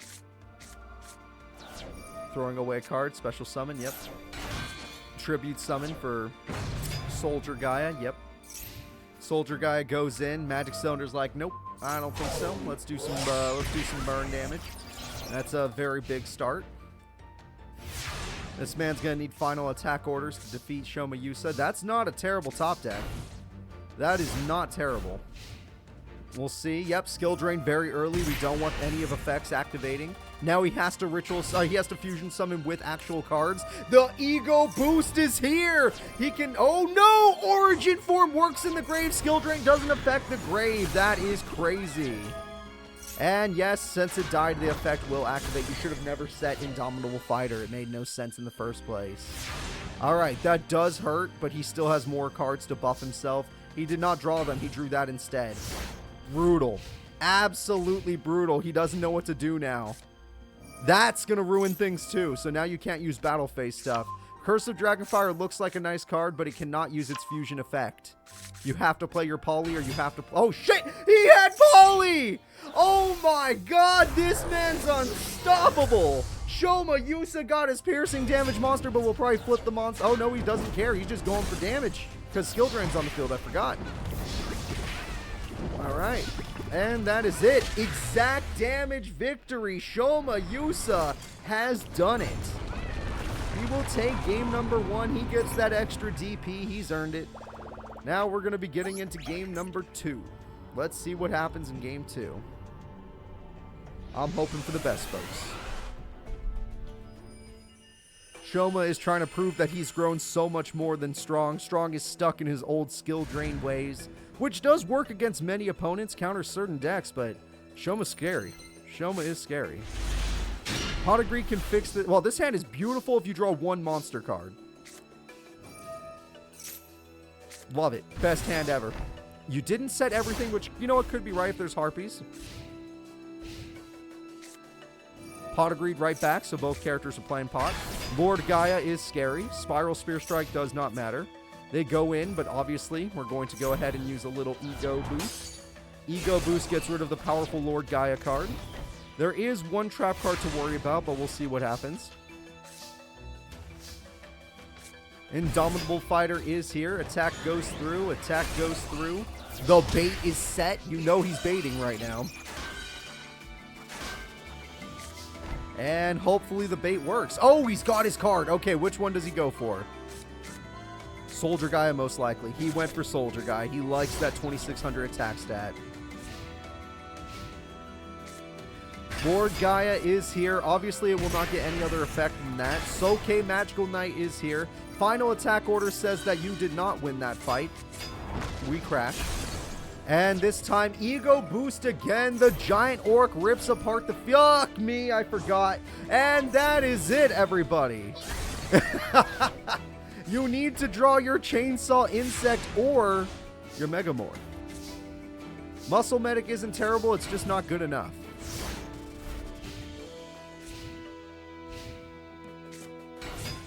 Dragon's Mirror, he drew a fusion card! Despite everything, he will still fuse, and the card will be Sky Galloping Gaia. And there it goes. Final attack orders, yep, that's nice and all. 2600 attack, yep, that's nice and all. Oh man, if you don't draw Megamorph, you're screwed. Oh, Megamorph doesn't work anymore. If you don't draw nothing, it's over, folks!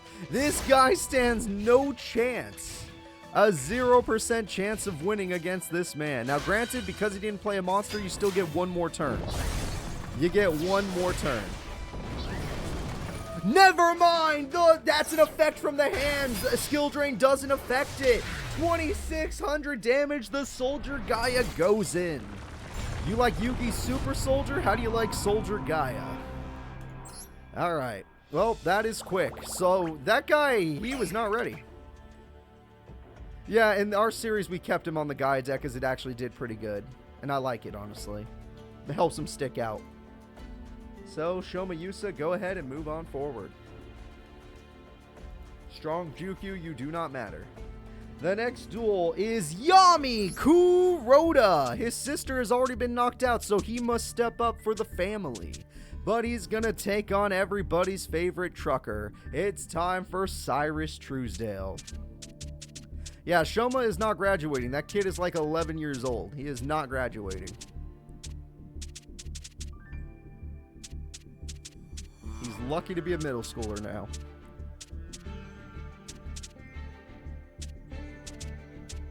Okay.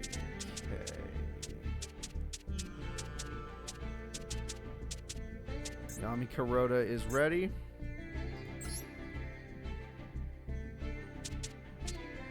And Syrus Truesdale is somewhere. Where the hell is this kid?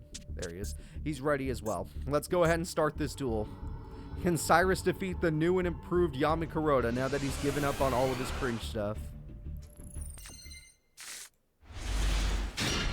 Shit. Yes, we got him. Alright, there he is. Yami Kuroda has a very interesting and horrifying hand in my opinion. But the truck will stand. If he can get his field spell, the truck will dominate. Dragonroid, let's see what we get for this. We get a Stealth Roid of all things. Kind of a weird choice in my opinion. He does have the field spell, so that changes everything. The truck hungers! The truck will devour, and that monster has insane attack points. So now the truck is rocking with a 2900 attack. That was probably the best stats he could have gotten. Amazing start for Trucker Syrus. Oh shit, that card's amazing. Giant Orc is just going to play the game. Not terrible. Yep, not terrible.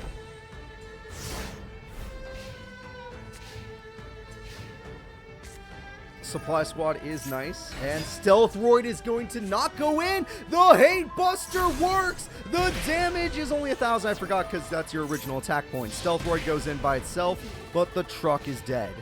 The truck is dead. I do not use Discord, no. I did at first, but then it got really annoying because, like, I'm one of those people that anytime I see a notification, I have to look at it.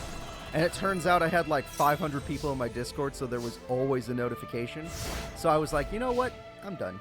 And yes, I turned off notifications. It just had a red dot, and that's enough to get me going. Where I'm just like, nope, nope, I see it. It's there. It's got my brain now. What do I do? Alright, Syrus puts himself at a pretty low life points, but gets a Steam Gyroid out of respect. He doesn't use the truck, though. Not using the truck to devour is kind of weird. I don't know about that. Supply Squad comes through. No, it only has an effect to pop back row if Stealth Roid has other Roids on the field. There were no other Roids on the field because Hate Buster got rid of them. Giant Orc is here.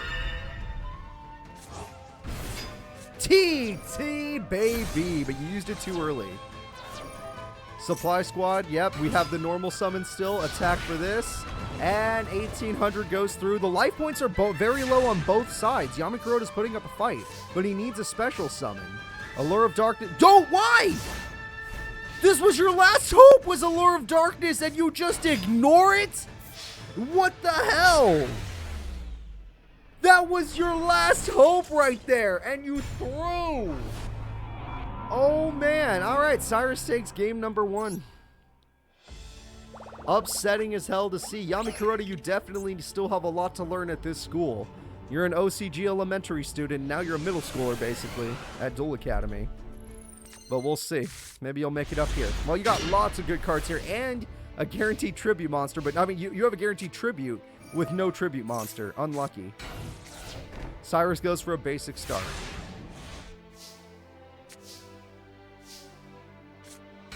Archfiend goes in. Archfiend cannot beat the Mixeroid. Mixeroid is a damn good card. And they're not dealing with it. They know Mixeroid could just search out Steamroid, so they get rid of it. They would not steal it. Okay, yeah, they go for their own monster. That makes the most sense. Alright. Unless Syrus happens to have a Steamroid, he's not getting rid of any of these cards. Submarine Roid, not good enough. Oh my god, he gets a free Battle Fader. And that means because he didn't attack, he can't put it in defense mode. That is a funny interaction. What the hell? Yami Kuroda did not get any tributes, but this is one of the few duels where he doesn't need any. And no entry has saved Syrus's submarine for now. What a weird interaction, though. What a very weird interaction. Syrus, what the hell are you going to do? You're in trouble. Syrus does get Steamroid, but it can only defeat one monster. So it will.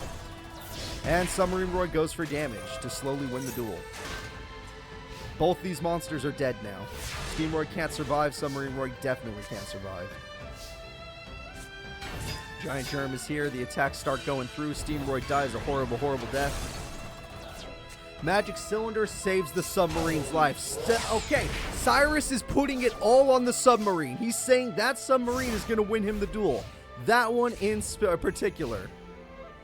Alright, we got Dragonroid. The only place I have a social media, I believe, is Twitter. But I don't like Twitter anymore. I think Twitter's pretty cringe. I never liked it before either because I don't use social media very often, but it's like way worse now. So attack goes through, damage goes through, but you can send stuff on Twitter. Just send it like at me or something. I might be able to see it. Attack goes through, we got 1500 damage. Mystic Tomato gets a card. That card, actually, if you normal summon it again, does have a pretty good effect, but you need your tributes. Yami Kuroda cannot draw his tribute monsters, but he will use nothing the fucking shit. Why would you even normal summon it again if you weren't going to attack with its effect? Oh my god. Oh my god, Kuroda, you need a lot more time at this school. You got a lot more learning in you. And that Submarine Roid was the game winner! Submarine Roid has done it, everybody! He protected it for a reason, because that card was the winning card. And Syrus is top 8. He is so close to getting that pro recommendation. Top of his class. We knew he was a top 10 duelist, though. We knew he was top 10. I love those emotes, Max. Theon. Alright, Syrus, what's that? Pro money. Hell yeah. The next duel. Oh, shit. We have Chumley versus Chumley's replacement, Tyrano Hassleberry. And when I say that, I mean in the anime. Alright, here we go, everyone. Who should win? Should it be the deck from down under, Chumley Huffington? Or should it be Tyrano and his overpowered dinos? And I only mean that in attack stat. I don't mean that in busted. They're not very good. But at least they have good attack. Chumley is ready. The Dino Duelist Tyrano is ready. If Tyrano can win this, this will be the farthest this Dino Duelist has ever gone. And it will be good. Both of these characters are trying to graduate. Both of these characters would not mind going pro. So that's an interesting start from the Chump. Nothing aggressive, but very tactical hand. I agree. Briar was a smarter Dino Duelist in my opinion. But his cards did fall off over time. Alright, 1800 goes through. 2 trap cards. That's really good for Tyrano Hassleberry. You wouldn't dare. You sick monster. You would harm your own card like that? What if he has Call of the Haunted? Then what was the point? Attack goes through. I guess he didn't. Good point. You got me there, chump. You know more than I do. You know more than I do. You don't let the Mind Goblin beat you. Oh, Hyper Hammerhead's here with insane attack, but you do get to thin out your deck and eventually heal. So the Chump is in a lot of trouble. He's going to need something. I actually don't even know. He's just in trouble. Wow, you love a Geometrio, don't you? If you're curious, guys, his deck is unchanged from the Squad League tournament. Nimble Momonga will continue to heal him at least, so the Chump is buying himself time. But getting past a Hyper Hammerhead is difficult, and if he's not normal summoning, that means Tyrano does have a tribute in his hand. There is a tribute in his hand for sure. Oh, that's nice of you. I appreciate that, Captain. That's very kind. So we got double solidarity. Chump, how are you not drawing any monsters? I'm just asking. Yakogiri, that's a good one. You are too scared. He can't even use it. It wouldn't win him, yeah. Hyper Hammerhead would beat Yakogiri no matter what. Now we owe Geometria, but now it's too damn late. Unless you go for Nimble Momonga to stall for more health. That's like your only hope. Oh, Geometrio is going to prevent him from playing any more dinos, which is good. You don't want him to play any more dino. Shit. Oh, shit! It's the dino that can wipe out everything! The ultimate dinosaur! Ultimate Tyrano. All of your bubonic vermins will die, so you might as well not use the effect. You don't want to do it. Dude. 4,600. The perfect tribute. That card, none of these cards matter anymore.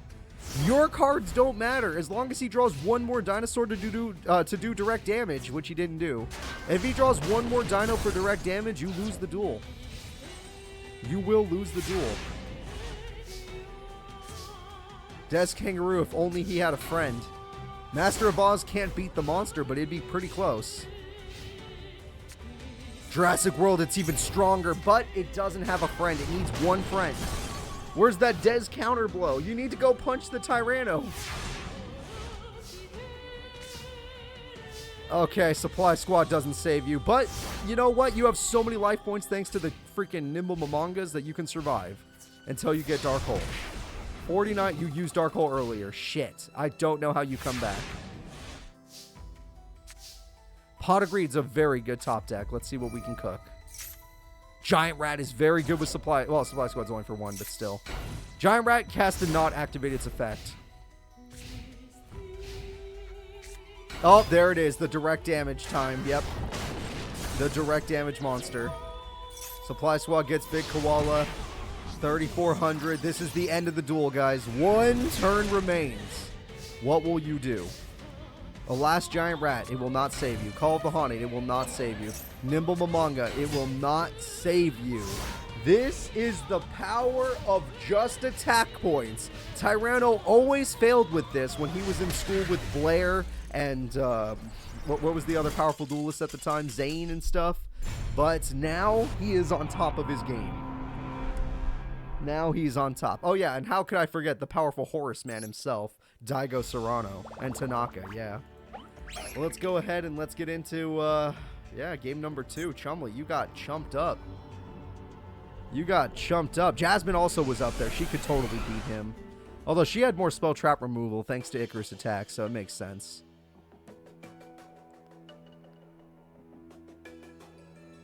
Also, I think when Aster came back, went to Duel Academy, he had Plasma. He was actually really good too, right? Because Aster in the first early series when he was in the Pro League, terrible.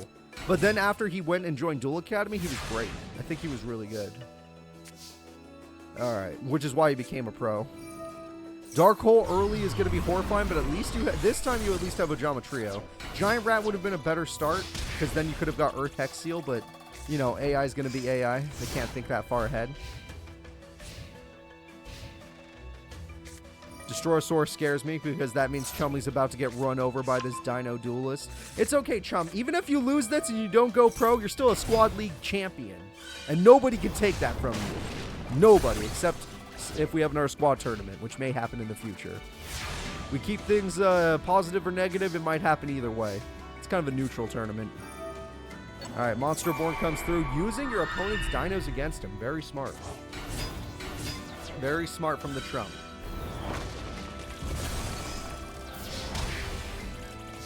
Okay, 1,400 damage comes through. Very, very nice. Loving it. Absolutely loving it. Black Velocity can beat it. Yeah, that's a shame. Okay, well, stealing your opponent's dino worked for all of 2 seconds, but at least you tried. And I gotta give you respect for that, chump. But how are you gonna beat this opponent? With Harpies, yes, that is a start. But how do you actually beat it? Magic Cylinder's gone. Sea Koala's effect, yes, that is very good. Sea Koala is going to do down. You should have had negative 400 attack. And he does have Tyrano below half thanks to Harpies. That is pretty good. Sea Koala is nice, but he can't protect it.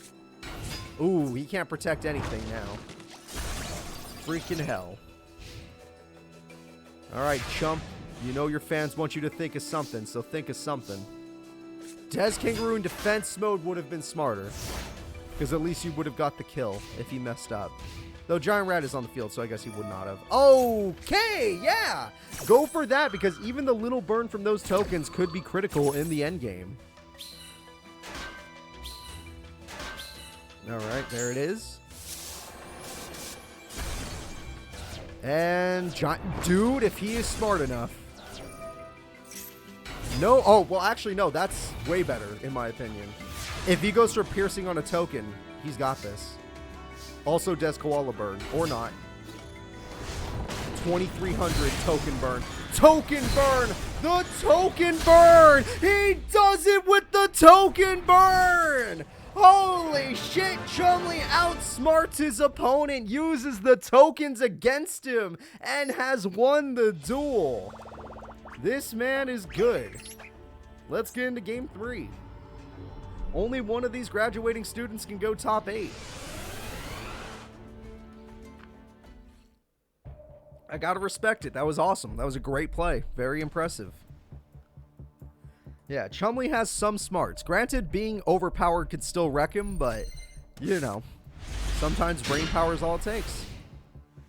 Ooh, if he draws Poly, he's got this. If he could just draw Polymerization, the duel's over. Jurassic World is very good, because this is one of the few times we haven't seen Chumley fusion summon. Oh, man, a Harpies would win the duel. He doesn't have it, though, so you're fine. All monsters. That's crazy. An all-monster hand. Solidarity is insanely good. Damn, that's 2600 attack. That's going to be extremely hard to overcome, chum. Giant rats are not going to save you, in my opinion. You're going to have to think of something else. Unless you can get 2 rats out there. Then we'll... Oh, holy shit.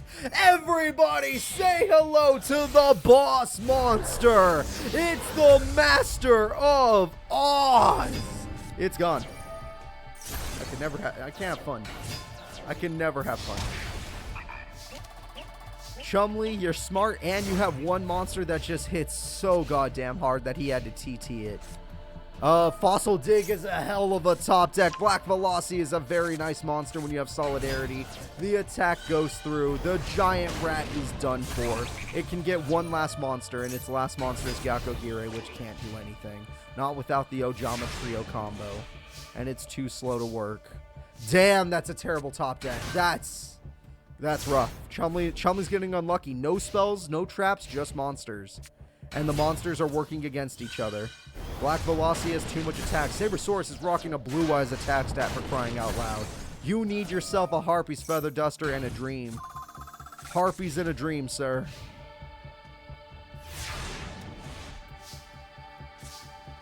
That's not terrible. That is not terrible. The card he drew himself is going to punch him in the face, but it's okay because it's still a good card. It's a good card, I swear. Okay. Master of Oz holds the field with advantage. The other dinos are scared. No, they're not. He got TT and Darkhold to take down the Master of Oz. It is the top deck game in game number 3. Who's going to top 8, folks? Will it be Nimble Mamanga Supply Squad? Or will it be whatever Tyrano top decks, which if he top decks any level 4 monster, will obliterate Chumley's life points? There it is, Sabersaurus with 3k attack. 4,000 attack! Tyrano has done it! Tyrano is in top 8! This could be his tournament! Is it possible? Is it possible? I can't believe it. This Dino guy who's been a joke in most of our tournaments, he has a chance. He has a chance at the pros after all this time.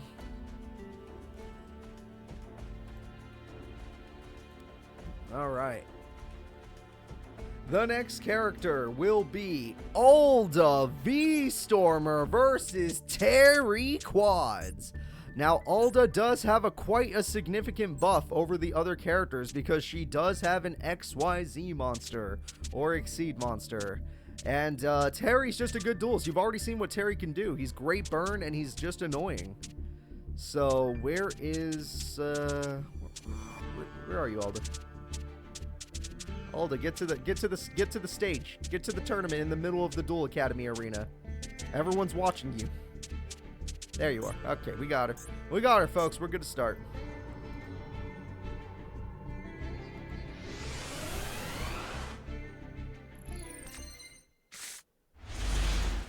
Alda Vstormer is ready. Terry Quads is ready. Alright, let's do this. Alright, he's got Gorilla Kite for burn. Oh, wow. Harpy's brother. Classic, but it does the job. Gorilla Kite will do its burn. Swallow's Nest. She's not done yet. You thought she was done? She got Battle Storm for 18. Great job from Alda Vstormer. She's looking good so far. How do you plan on stopping this? Yeah, that would do something at least. Birthright does bring back Harpy's brother, a good combo card. And we got ourselves Battlestorm pops traps! And Battlestorm pops the trap because there were 3 Wing Beast monsters on the field. And Fencing Fire Fairy will deal with the... What the fuck? Why didn't you get rid of one of the cards that was going to hurt you? Harpy's brother was the biggest threat to you. Oh, she's going to show it, everybody. The newest card in her deck. A card that you shouldn't summon on main phase 2 when there's no targets, but she did it anyway. Still, good card. Very good card. I'm sure some of you have used that card in the past. Alright, attack goes through, and we have gotten rid of the problem. Attack goes through. UFO Turtle can try to go for the Solar Flare lock if they want it. They're trying to go for the Solar Flare lock, but it doesn't work against Castell. Castell will not allow the lock to happen. Alright, unlucky. Dark Hole, I take it back. Very what the fuck?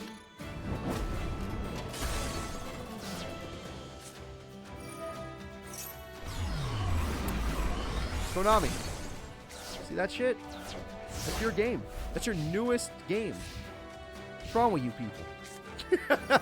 Alright, Premature Burial comes through. Castell is here. And that is game. Alda Vstormer will take it, everybody.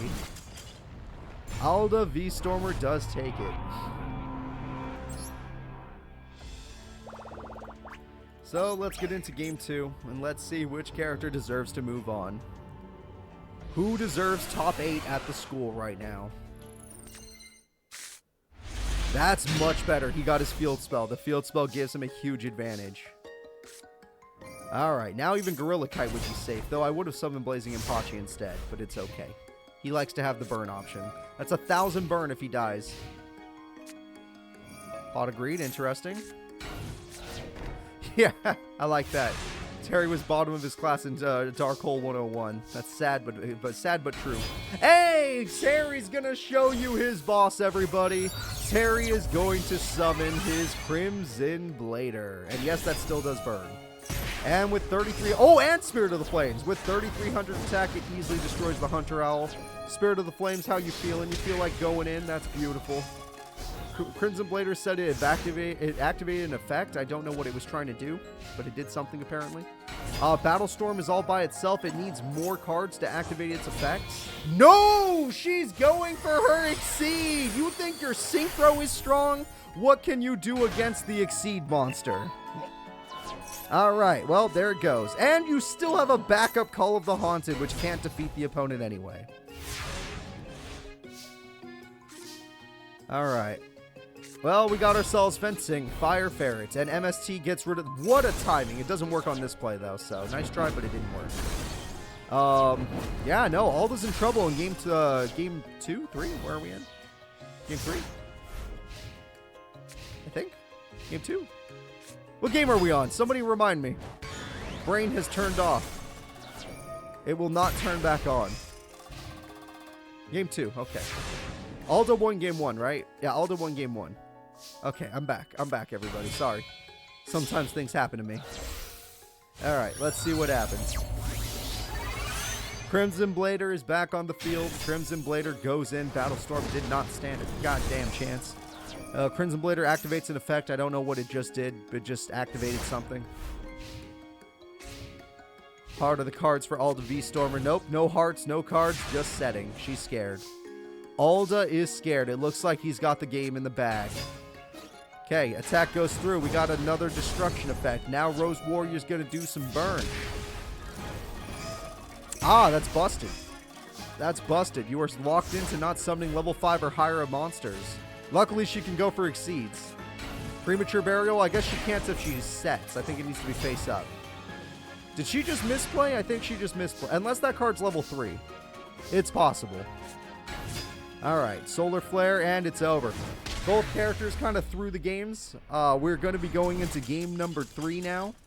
We're going to see which one deserves to be top 8. Terry is a graduating student. Alda is not. So if he wins this, then he has a chance of getting that pro slot.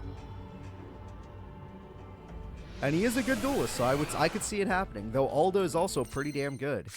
I mean, there's got to be a reason someone watches his streams. Nobody would watch a casual stream. That just sounds boring. Someone that doesn't know what they're doing? Terrible. Terrible idea.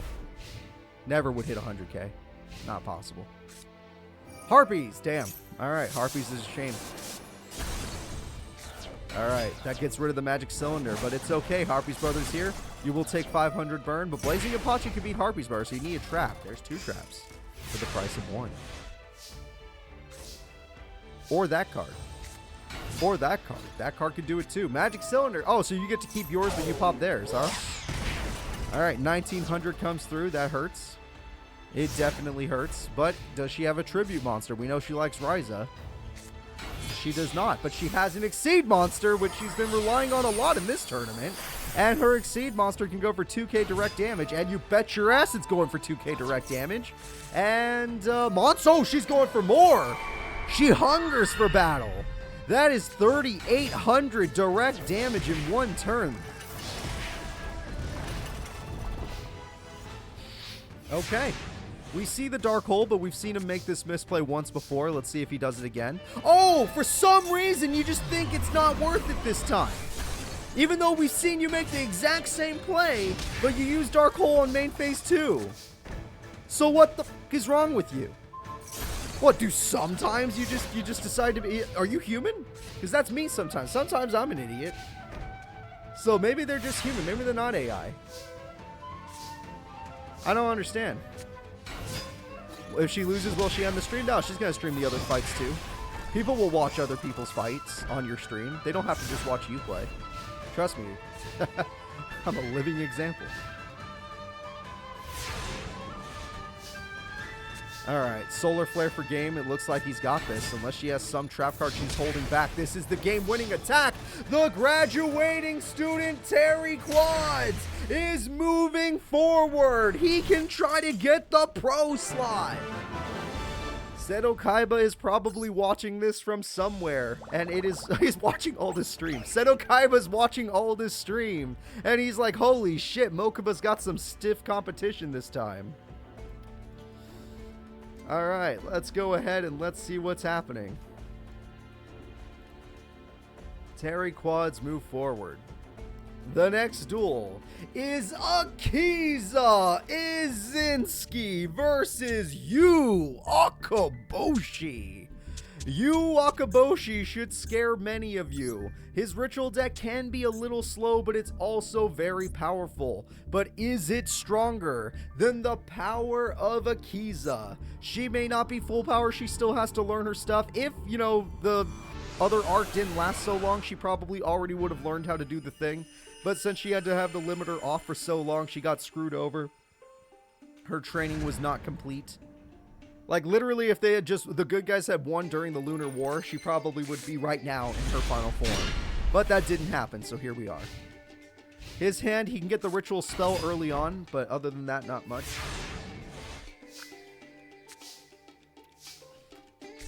Instead, we're going for good defense. Understandable. Akiza, how do you feel about good defense monsters? You feel like using Lone Fire Blossom. Understandable. You feel like using... Oh, it's to buff that That's an interesting play. I like that. I like that a lot. I never even considered that.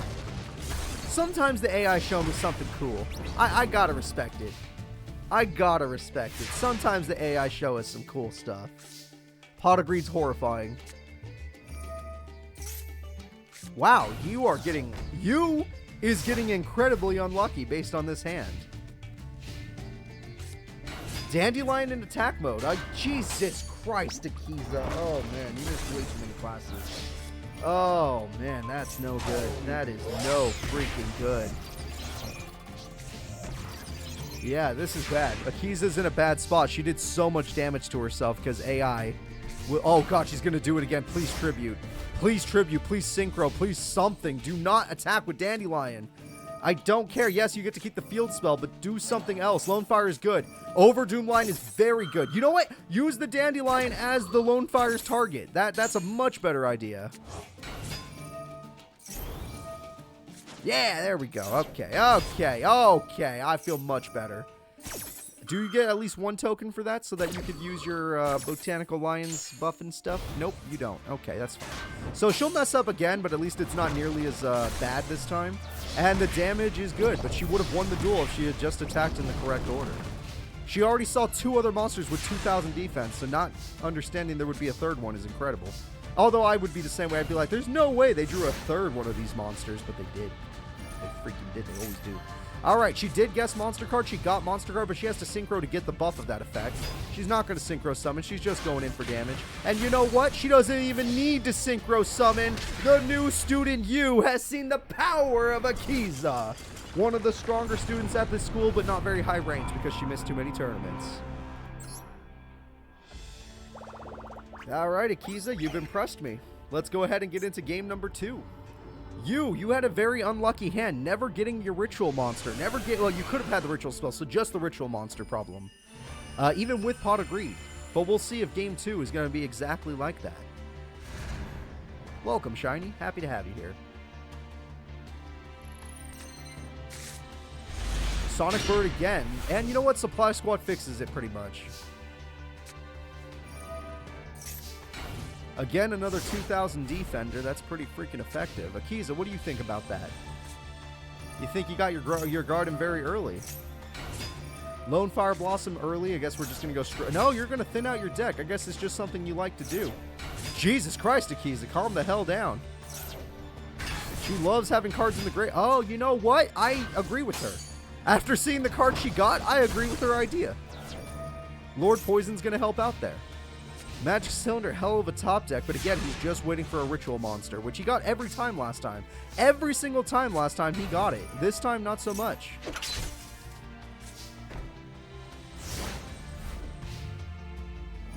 Alright.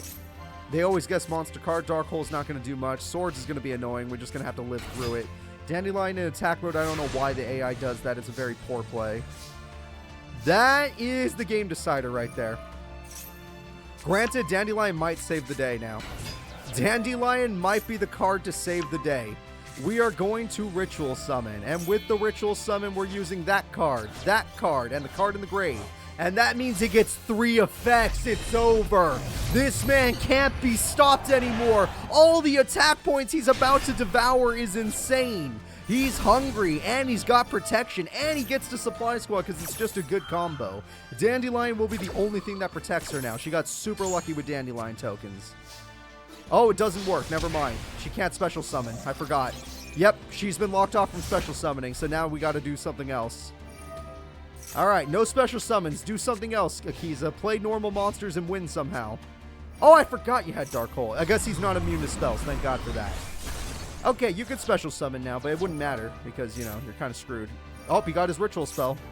Oh, she got her wait, that card might pop itself. That might not work. That might not work. Ooh, he got 2 ritual spells. Unlucky. Attack goes through. I think it works because of him summoning a monster. So now her Rose Girl should be good.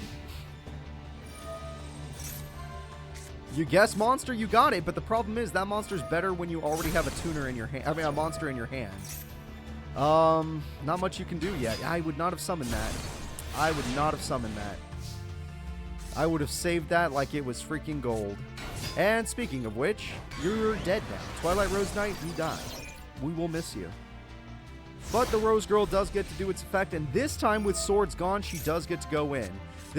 She drew a field spell. That's a brick for Akiza. Akiza is officially bricked. Supply Squad gets 3. You could have 3 ritual spells. That's so good. Not really. Unlucky that you got your Sonic Bird and not your Preparation of Rites, not your Monju, not your Senju. Just unlucky. Mystic Tomato could at least stall, though. Or her. She's good, too. Especially with Akiza being dumb. She might lose by deflected damage. She drew 3 field spells! That is the worst thing ever! Akiza is done for in game number 2. You know we gotta give it to you. Akiza, you might not be going to the Pro League, but you know you have a place at Kaiba Corp. We'll see. We'll see. You will take Akiza in game 2. We're going to game 3, folks. We are going to game 3. We're going to see if she deserves it. Can she make it all the way as a graduating student? Yeah. Strong ritual duelist in Master Era. Yugi Muto. Alexis. Ricky. There are more. I just can't think of them right now. Brain has shut off. Let me live with that. His monster was face down. It only pops the lowest attack point monster on the field. Ricky's rival. Oh my god! What is that hand? Oh no! Well, you're dead. Akiza's dead, folks. Because he's guaranteed to ritual summon now. There's no way he's not ritual summoning. Hey, that is a plant. You actually buffed her. But there is no way he's not ritual summoning. Alright. Granted, I don't think there's any Jins involved, but he is definitely getting the ritual. Oh, doesn't matter. Didn't even need to top deck it. I would have played Monju. Oh, you're going to use ritual for a ritual. Okay, that's fine. That's fine. You have cards to recover your ritual cards, so it's fine. Alright, well, let's just pop everything for attack points. And let's go for 27. And you wouldn't dare. Yeah, you couldn't make another one, so it's fine. Yeah, let's go for some big damage. Turn 1, his first attacking turn. Turn 3, 4,100 damage. Akiza, you're about to lose your chance at top 8. You need something. Lone Fire's a hell of a top deck. It's not strong enough, but it's pretty good. Mark of the Rose! She's gonna steal it for a little bit, but not forever. That's the problem. It's not forever, though. Fallen Angel's not terrible. Okay, so she's trying to, put some damage back on him. The problem is that he'll just go back to... Yeah, it's not great. It's not perfect. It's good. Because both of them are very low. This is freaking tight. The ritual spell has an activation. I don't know what it is. Wall of Thorns! She got her trap card! He can't ritual summon unless he draws a level 4 monster, because he already has a Jin in the grave. He got a monster, but she does not have a... If she had a synchro, she could win. Lord Poison. It's enough! I forgot. His life points were so low. Akiza Izinski will take down you, Akaboshi. Akiza is proving to everyone that she's one of the strongest students at this school. She doesn't need to go unlimited mode. She can have the limiter in and still be amazing. But is she going pro? That is the question. Is she going pro? Akiza, enjoy your slots. You've earned it. The next characters fighting will be my boy, the Chazz Princeton versus Sunny Snips. The Chazz has gotten top 4 with his Light and Darkness Dragon before, but will he be able to do it today? Will he go all the way to become a pro, or is he just not good enough? Sunny will decide that right now. Sunny, is he good enough?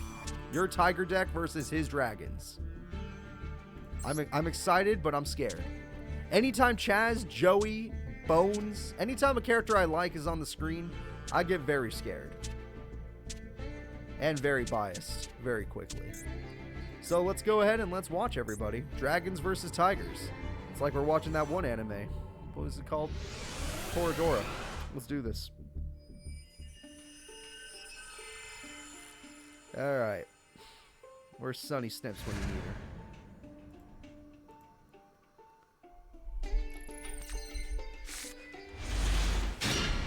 We got Potagri, we got her new boss monster. We have Leotar. King Tiger's really good. King Tiger counters Mass Dragon. So you could counter the Mass Dragon if you wanted to, or you can go for more damage. Your call. You're going to go for damage. Okay. Wasn't even the most damage, so it's a weird play in my opinion. Mass Dragon gets Totem Dragon. Fine by me. We got to Chazz it up. Tribute summon into light and dark. It's over. It's over. You know what happens when he gets this. Enemy AI starts playing horribly. The enemy AI starts playing so bad the second they see this card exist. All he has to do now is summon and kill. If he gets normal summon monsters, he wins. That's pretty good. That's a pretty good normal summon. 28 to the face. Beautiful.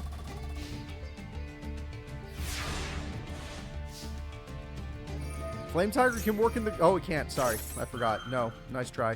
You nerfed the opponent's monster, though, so there's good news. The good news is you got the nerf. The bad news is you didn't get to do your job.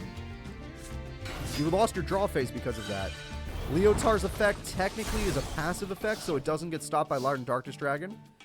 Chazz has always had that card. It's because he needed a level 4 Dragon Tuner. It's the only one that we could find. And it doesn't have its effect because he doesn't have his stuff, so it didn't matter. Alright, Axe Dragonoot, go ahead and attack. Yeah, don't get freaked out by it. It has no effect. It literally can't do anything. That Tiger is going to win her the duel. She could do it. Because that Tiger's activating, she can do it. He's going to run out. Oh, but she'll run out of life points before then. Shit. That was her only hope. That was actually her only hope because the AI is smart enough to do that. Oh, he's just going to refresh. Never mind. Oh, my God. Chazz freaking Princeton's putting the Tiger Girl down.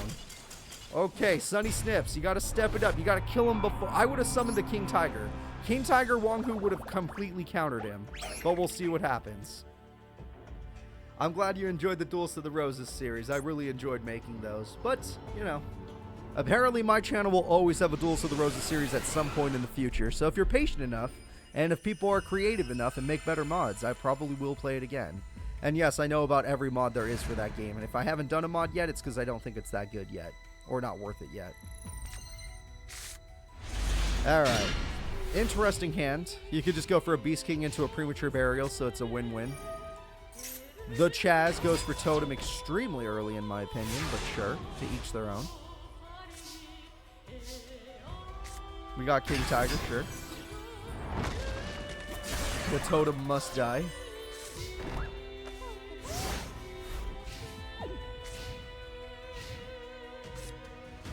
Harpies. That's insane. Harpies is so crazy. And you even have the Axe Dragonoot that could beat Beast King. Crazy. One day I might, Gamer Master. One day I might. I'm only holding off on that game because it's so bad. That game is like playing original Rechef because the grinding is just so annoying. I'm not even trying to grind. It's just I can't walk anywhere. Oh, shit. That is a really good combo. Yeah, the Chazz might be all chazzed up. I think he's done. Our buddy Chazz might be cooked.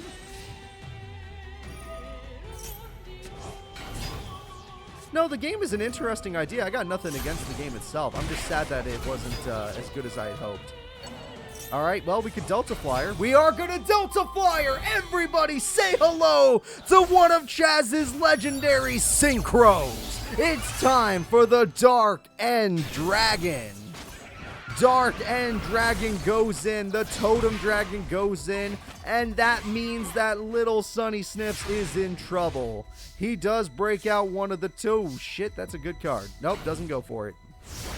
Dark End Dragon is damn good. The only thing that would be better is Light and Darkness, which is unnecessary. That's a misplay, but yeah, the AI is so bad. The AI is so bad. Mogmol is very good. It'll just come back, and now they have a tribute if they need it.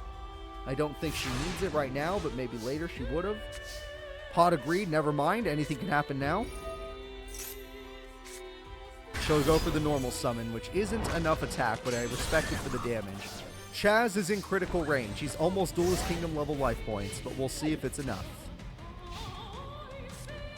He has another tuner, and that is it. You fell for the trap. Yep. She is set up for victory. He has nothing. No life points remaining to protect. He needs a trap. He had to do that. He had no other choice. He had to do that. Are you able to obtain Blue Eyes Ultimate? Yes, I did. I did in one of the episodes. In fact, the episode with Blue Eyes Ultimate on the thumbnail, we have it. I show you exactly how to obtain it, other than, you know, reincarnation. All right, attack goes through. Attack goes through. The Tiger Wonku combo is done for. That is it, folks.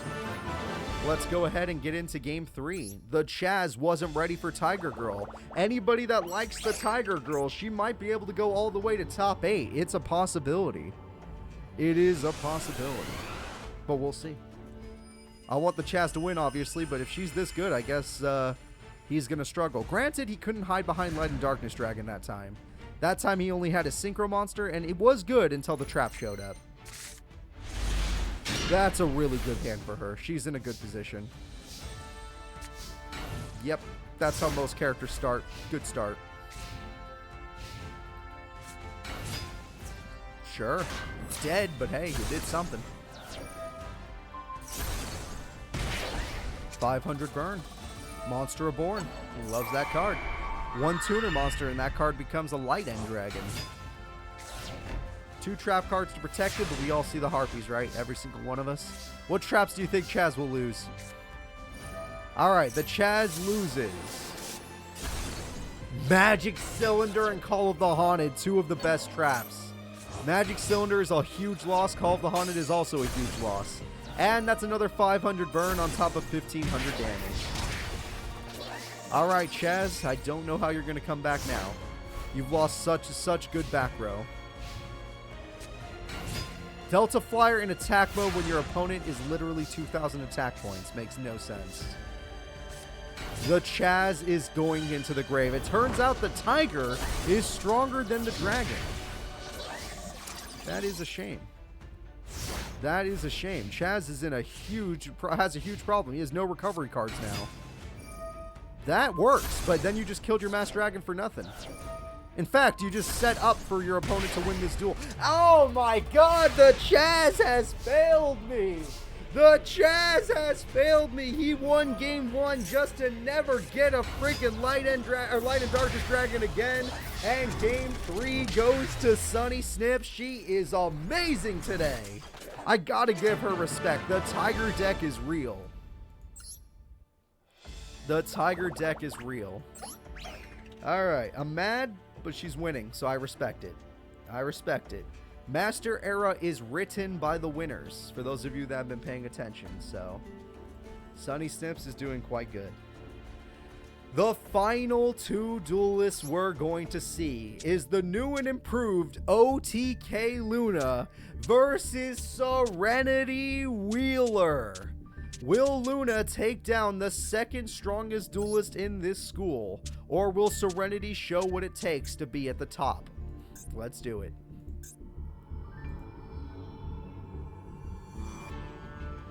This is going to be a battle of dragons. Fusions versus synchros.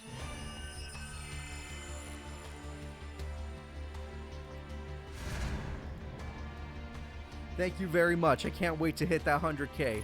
I never dreamed I'd get the plaque when I first started this, so I'm really hoping we managed to pull it off. Last week had nothing to do with placements. That was just a little fun exhibition match for the people watching the Pro League fights. It did matter for the Pro League. If they want to change ranks, it has to happen in the school. Alright, Meteor Black Dragon is here. Meteor Black Dragon goes for 35, but the extranet does give her a draw. Red Eye's Insight throws away another Red Eye's card in order to get... Ooh, that card's really good. We all can agree that card's busted. The Thorn Whip doesn't work. Okay. Okay, how are you going to do this? Oh, shit.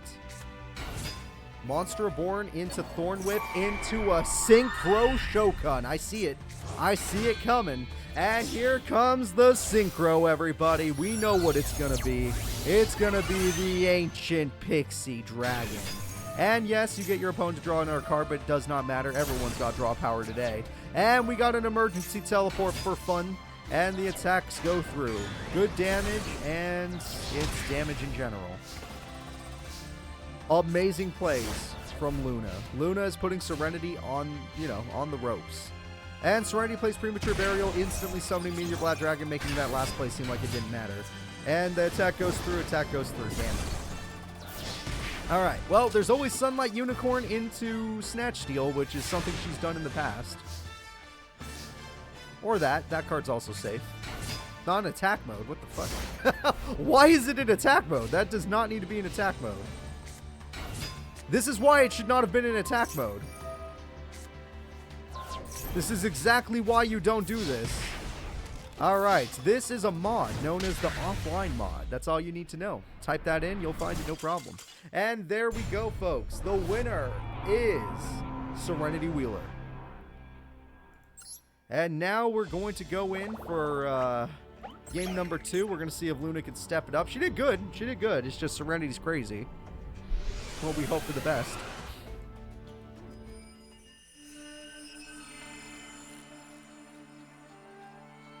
If I had to bet, I'd say Serenity does have this, just given her rank in her previous tournament performances.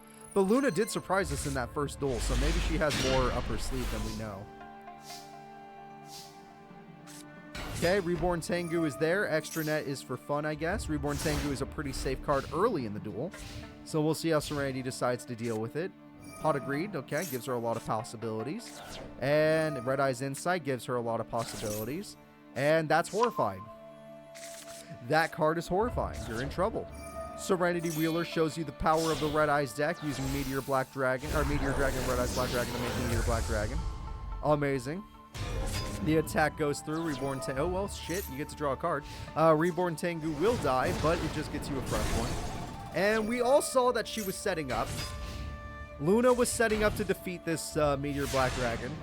She has a Rose Girl. She has Emergency Teleport. She has everything she needs for Ancient Pixie Dragon. She's going to go with the Teleport option. And the Teleport option gets her Ancient Pixie Dragon once again. A very effective card that can defeat Meteor Black. Holy shit, that's not what I thought it would be. Wait, what? Wait. Why?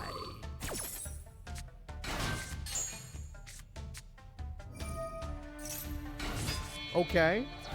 So we're going to do it this time, right?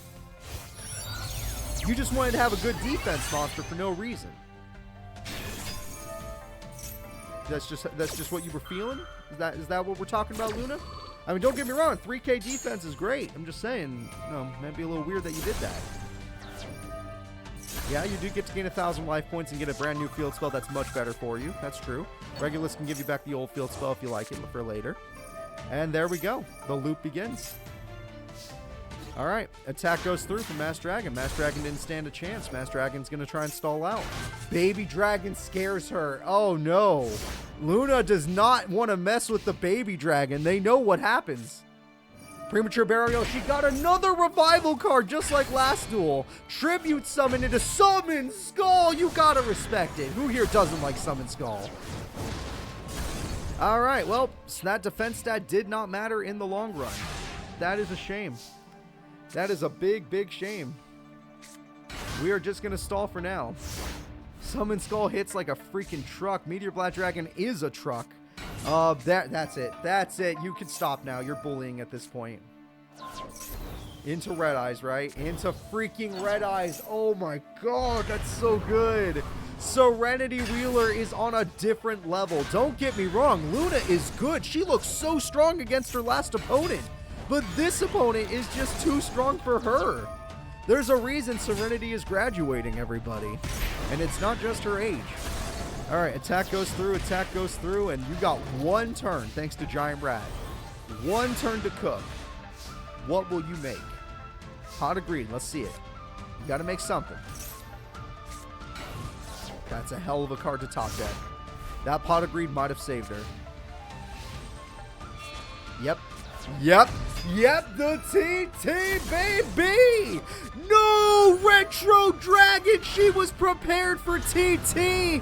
The powerful Red Eyes returns, Inferno, Fire, Blast, Hey, there it is, everybody. There it is. That is impressive. Serenity Wheeler has done it. Serenity will be moving into top 8. The 8 strongest duelists in the school right now. Most of them are graduating, but we'll take a peek. Let's take a look. Serenity, rank 2 in the school, graduating. Sunny Snips, not graduating, and a brand new student. Akiza, amazing student, graduating. Terry, graduating. Tyrano, graduating. Syrus, graduating. Shoma, the #1 student, not graduating. Mokuba, not graduating, also a top 10 student. These are your 8 strongest students. Who deserves the recommendation or who deserves to, play spoiler today? Either way, let's get into it. It's Mokuba Kaiba versus Shoma. If Mokuba can win this, he has a chance at being the #1 student at the school instead of Shoma. We'll see if it happens. I'm very excited to watch this duel. Mokuba is good and he's pretty damn fast, but Shoma is #1 for a reason.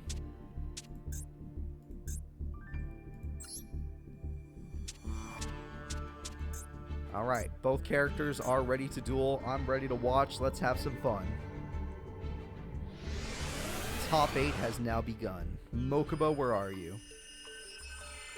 Shoma, where are you?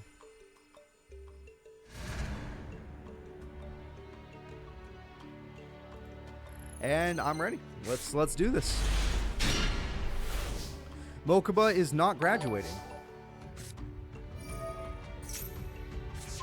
Mokuba is just a boy. He is not old enough to graduate. I'm glad you like it, Trainer Typhon, and I thank you so much for 7. Alright, the field spell is one of the best cards in Shoma's deck since it protects his monsters. Very nice.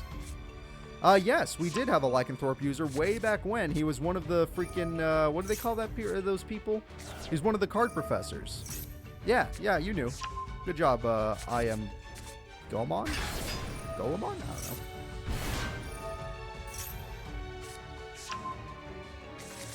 Alright, well that's a lot of good cards. No fusion possibility, but just good cards in general. And there goes a very good card that you should not have thrown down there.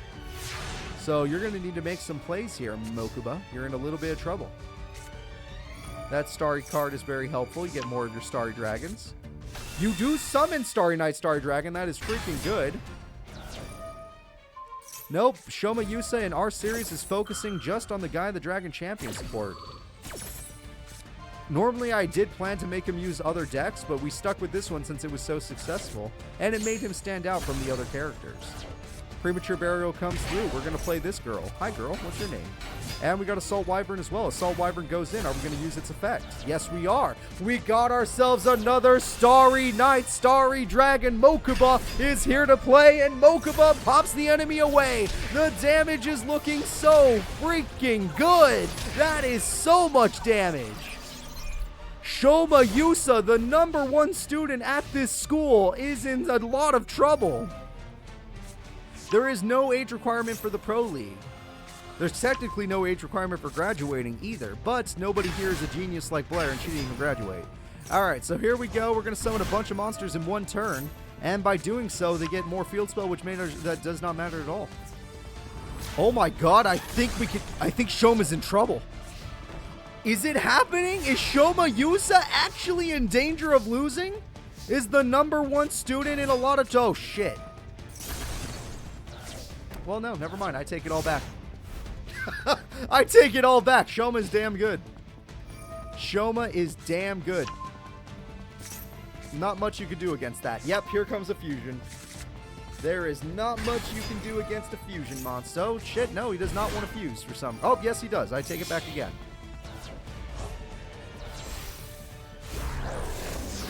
Here it comes. Sky Galloping with a 2300 attack point monster. No normal summon has happened yet. That's another special summon. He still hasn't normal summoned. Yeah, okay, I guess he... No, wait, that was normal summon.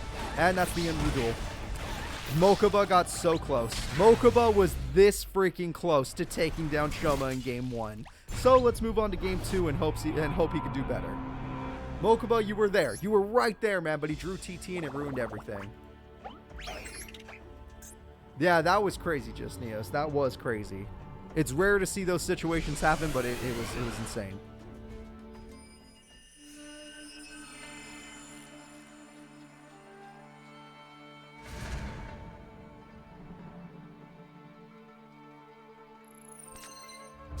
Alright, with Heart of the Cards, what do we got here? We got a Bright Star Dragon and 2 cards I don't recognize. I know that Trap card is very good. That Trap card is one of Mokuba's best cards, and back when Mokuba was just an average duelist, it was the card that made him good. So, let's see what we got here. We got ourselves Starry Night Star Dragon. You guys know he loves that card. Bright Star Dragon goes in and gets Magic Cylinder. Damn, that hurts. That hurts quite a bit.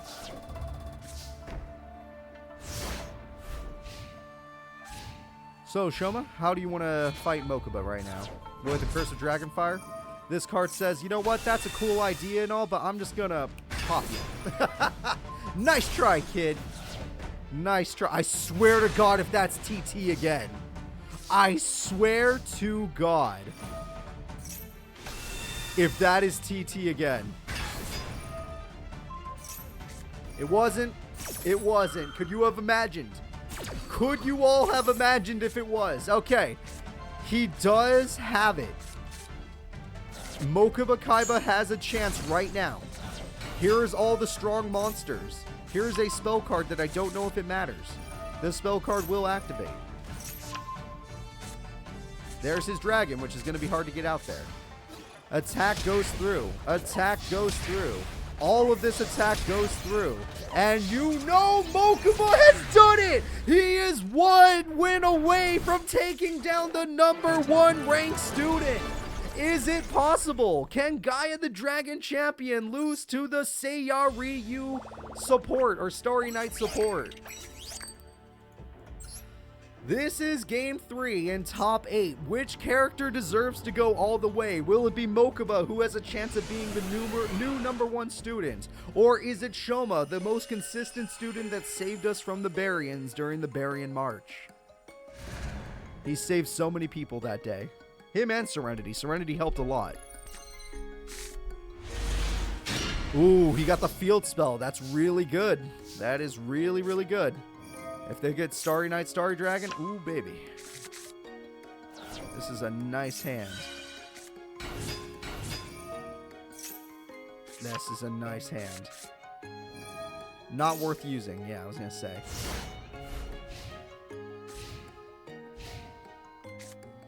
Yeah, that's a much better start than the other guy had. Yep, that's good. Oh, can you pop before he fuses? Does it pop before the fusion happens? Shit, nope, didn't stop him. Didn't stop him. He had one more. He had one more thing in his. Oh, he had one more card up his sleeve. He had one more. It's the boss monster, Gaia the Magical Knight, and you better believe he's not done yet. And he gets the field spell out of here. The attack is good.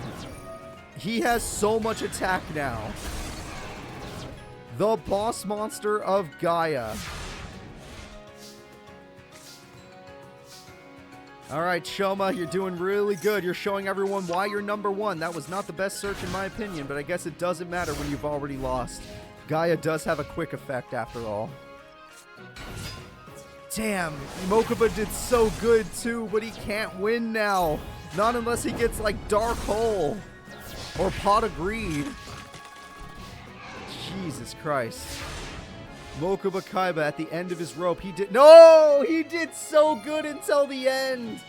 All of this doesn't matter. Your defense doesn't matter. Oh man. Yeah, 7800 attack does sound like the attack of the day, and it's gone, and it's over, and it's just freaking over. That's nice and all, but look at this. He's gonna fuse again. He's got every. Oh, he's not even gonna fuse. Okay, he doesn't have to. Oh no, attack, attack, game winning, extra DP attack. Shoma Yusa is proving why he's #1. Mokuba is definitely a top 5 student at this school, but he could not take it all. Shoma is just too damn good. You were close, Mokuba, you were close. You gave everybody hope. But since you're still going to be at Duel Academy, you're definitely a top 5 student. Alright, Shoma, move forward. Here we go. 2 graduating students, everybody. Which one deserves to go pro? Is it Syrus Truesdale, the trucker? Or is it Tyrano Hassleberry, Mr. Dino DNA? Only one of these characters will advance. Who will it be? Ooh, baby. I'm scared. I'm scared for both these characters. They're both cool. Oh, now that he's actually doing well. Now that Tyrano's doing well, I have hope for him. No, Mokuba will not be Thunder Dragons. He will stay Seiyaryu. There is another Thunder Dragon duelist. Not in our current series, but they will join our series eventually. Alright, everyone wants Syrus to finally get that trucker hat. He's got in second place too many times. He's given everyone hope too many goddamn times. Destroyosaurus does work if you want to go for the Solidarity play. It makes sense. It makes sense. It was a smart play to activate Solidarity early. Just don't use Premature Burial. And he used Premature Burial, which doesn't matter. It's still a ton of damage, and Syrus can't stand it. Oh, Syrus can stand it! You should have left it in the graveyard! The Mixeroid is still on the field. But if you kill one of these monsters, then you're dead. If you kill one of these monsters... Holy shit, it's Power Bond! He's going for his favorite bicycle! As long as he never destroys the monsters on the field, he's gonna destroy the monsters on the field. Okay then. He loves his bicycle, folks. He loves his bicycle. The Power Bond doesn't even cost that much because of what he did there. No! The Black Brachio beats it! The bicycle's in defense mode! It gets ruined! What a dinosaur to end it all off. No! Syrus is in so much trouble now. Syrus has like no hand.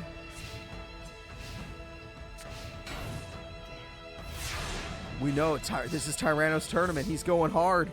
He wants to be a pro. He wants to be like Rex Raptor. The truck isn't strong enough. The truck isn't strong enough. The game-winning attack. And the winner is Tyrano Hassleberry. Game number 1. We're now going to be moving on to game number 2. And Syrus, are you in trouble? Is this as far as you go? Is Rex hero in Master Duel? In our series, Rex is not a bad character. He was neutral at first, then kind of bad, and then now he's back to neutral. He is a neutral character. He's just a good duelist, surprisingly. He's even been as far as top 3 in the world. Alright, Pot of Greed comes through. Yep, that's who I'm talking about. Rex Raptor.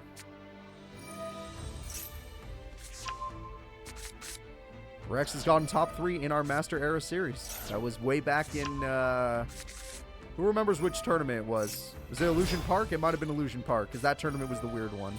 No entry works really well against Tyrano Hassleberry. It's actually one of his counter cards, because him in defense mode is terrible. Alright, we got Drill Roid for... Oh, Truck is hungry! The Truck hungers! His Truck is strong, even without the field spell, which is one of the reasons why Syrus has been losing. He needs his field spell. Alright. Does Tyrano 3 Solidarity? I do not know.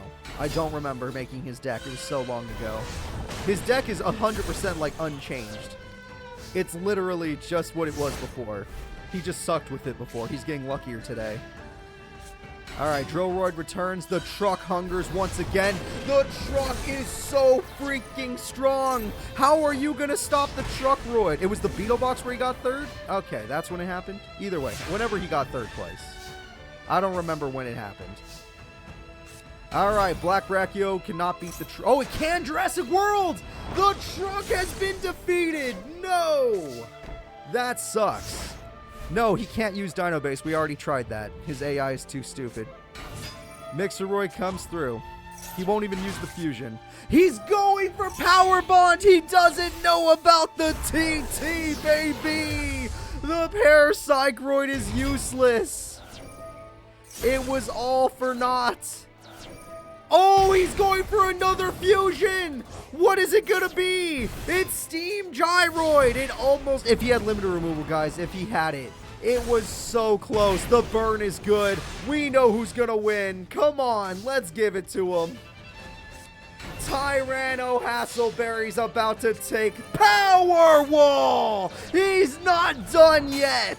Syrus is not done yet. He buys himself one more turn.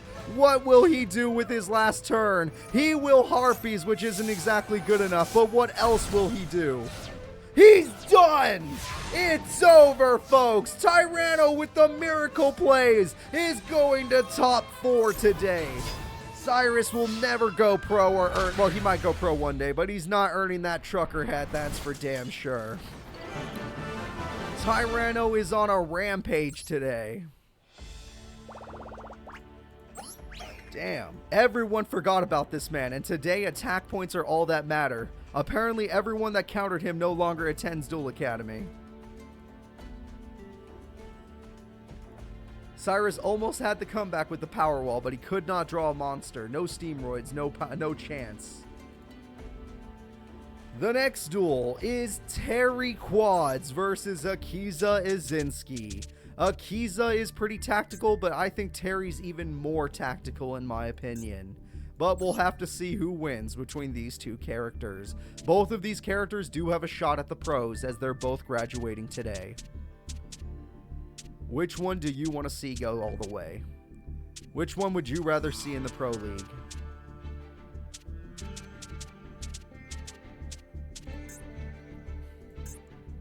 Alright, here we go.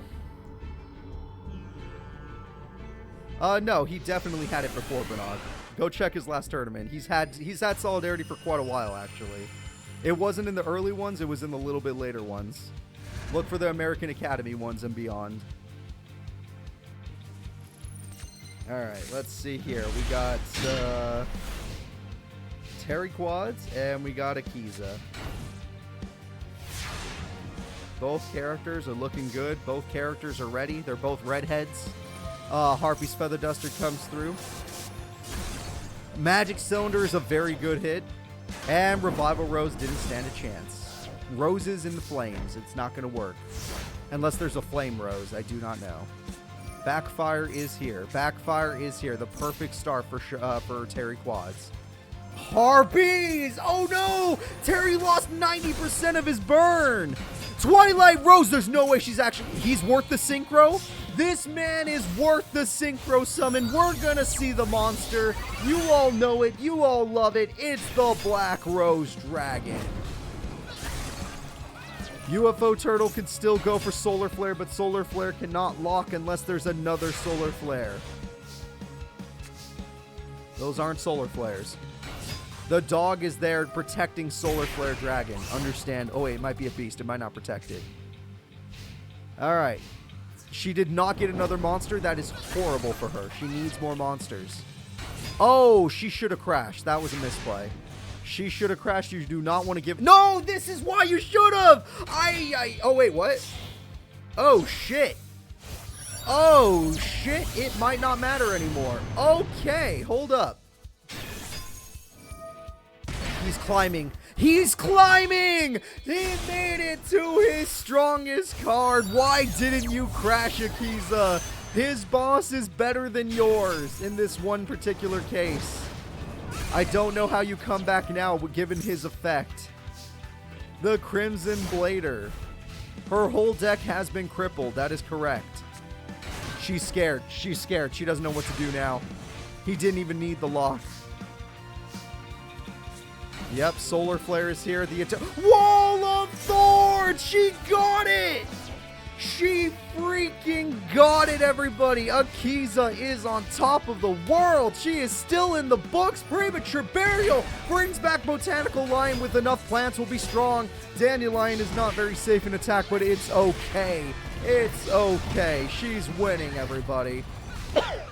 Terry Quads, you would have had so much burn if you still had those backfires. By this point. That was the worst target. Unless there's no more plants in the grave. Nope, there was. That was the worst target. It does not get much worse than that. I thought fire would be plant. I was wrong. I better not get hiccups, I swear to God. Not during stream. The attack goes through, and game number 1 goes to Akiza. Both characters were very powerful, but Akiza found a way. So we are now going to game 2, and hoping for the best.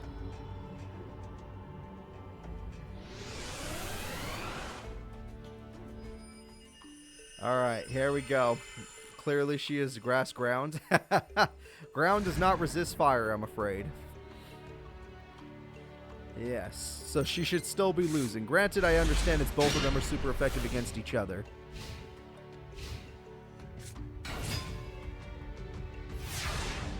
Oh, luckily it worked out. I already lost the hiccups. I don't know how I made that happen. I just made it happen. I willed them away.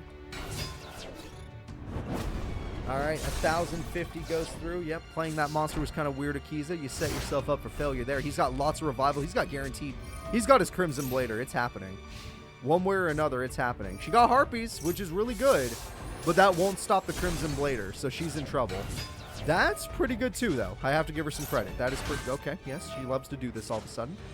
To each their own. Fallen Angels, sure, why not? A Rose Girl, why not? Attack goes through. We're about to see the Blader, so if you don't have a trap card, you're done. There is one trap. Who thinks it's a Wall of Thorns? Raise your hand. Raise your hand. Do you believe in thorns? Here it comes. You know he was going to go for Crimson Blader. This whole duel could be decided by it because right now, if he gets it started, he can lock her down forever. So if it's not Wall of Thorns, then she is screwed. Nope, it was TT. And none of you thought of that. You got tricked. It was TT, get wrecked, but premature burial. So that didn't work. Yeah, that did not work. All right, we're in trouble. We're in trouble. Akiza's in a lot of trouble. Yep, she can no longer play the good stuff. Hey, thank you so much. Gar Thai Kid 3. I don't know how to read. Thank you, Kid 3. Alright, attack comes through. We got ourselves one of those. And you can no longer special summon high-level monsters. Luckily, Dandelion tokens are not high-level. So you'll buy yourself some time, Akiza, but unless you find a way out of this, you're kind of screwed. I still thank you for the sub, and I thank you for being here today. Sorry that I'm not very good at this. One day I'll learn every language and be able to do every name correctly.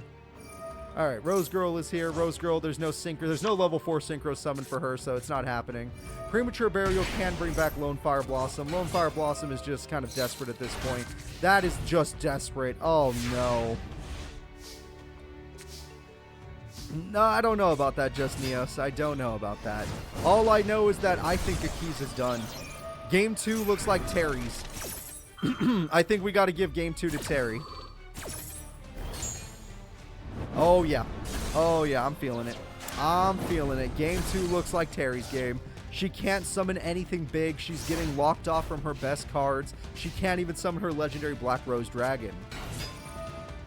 That card in attack mode is just a desperation play at this point. We already know the trap is not Wall of Thorns, so it is just desperation. However, what about that? What about that, though?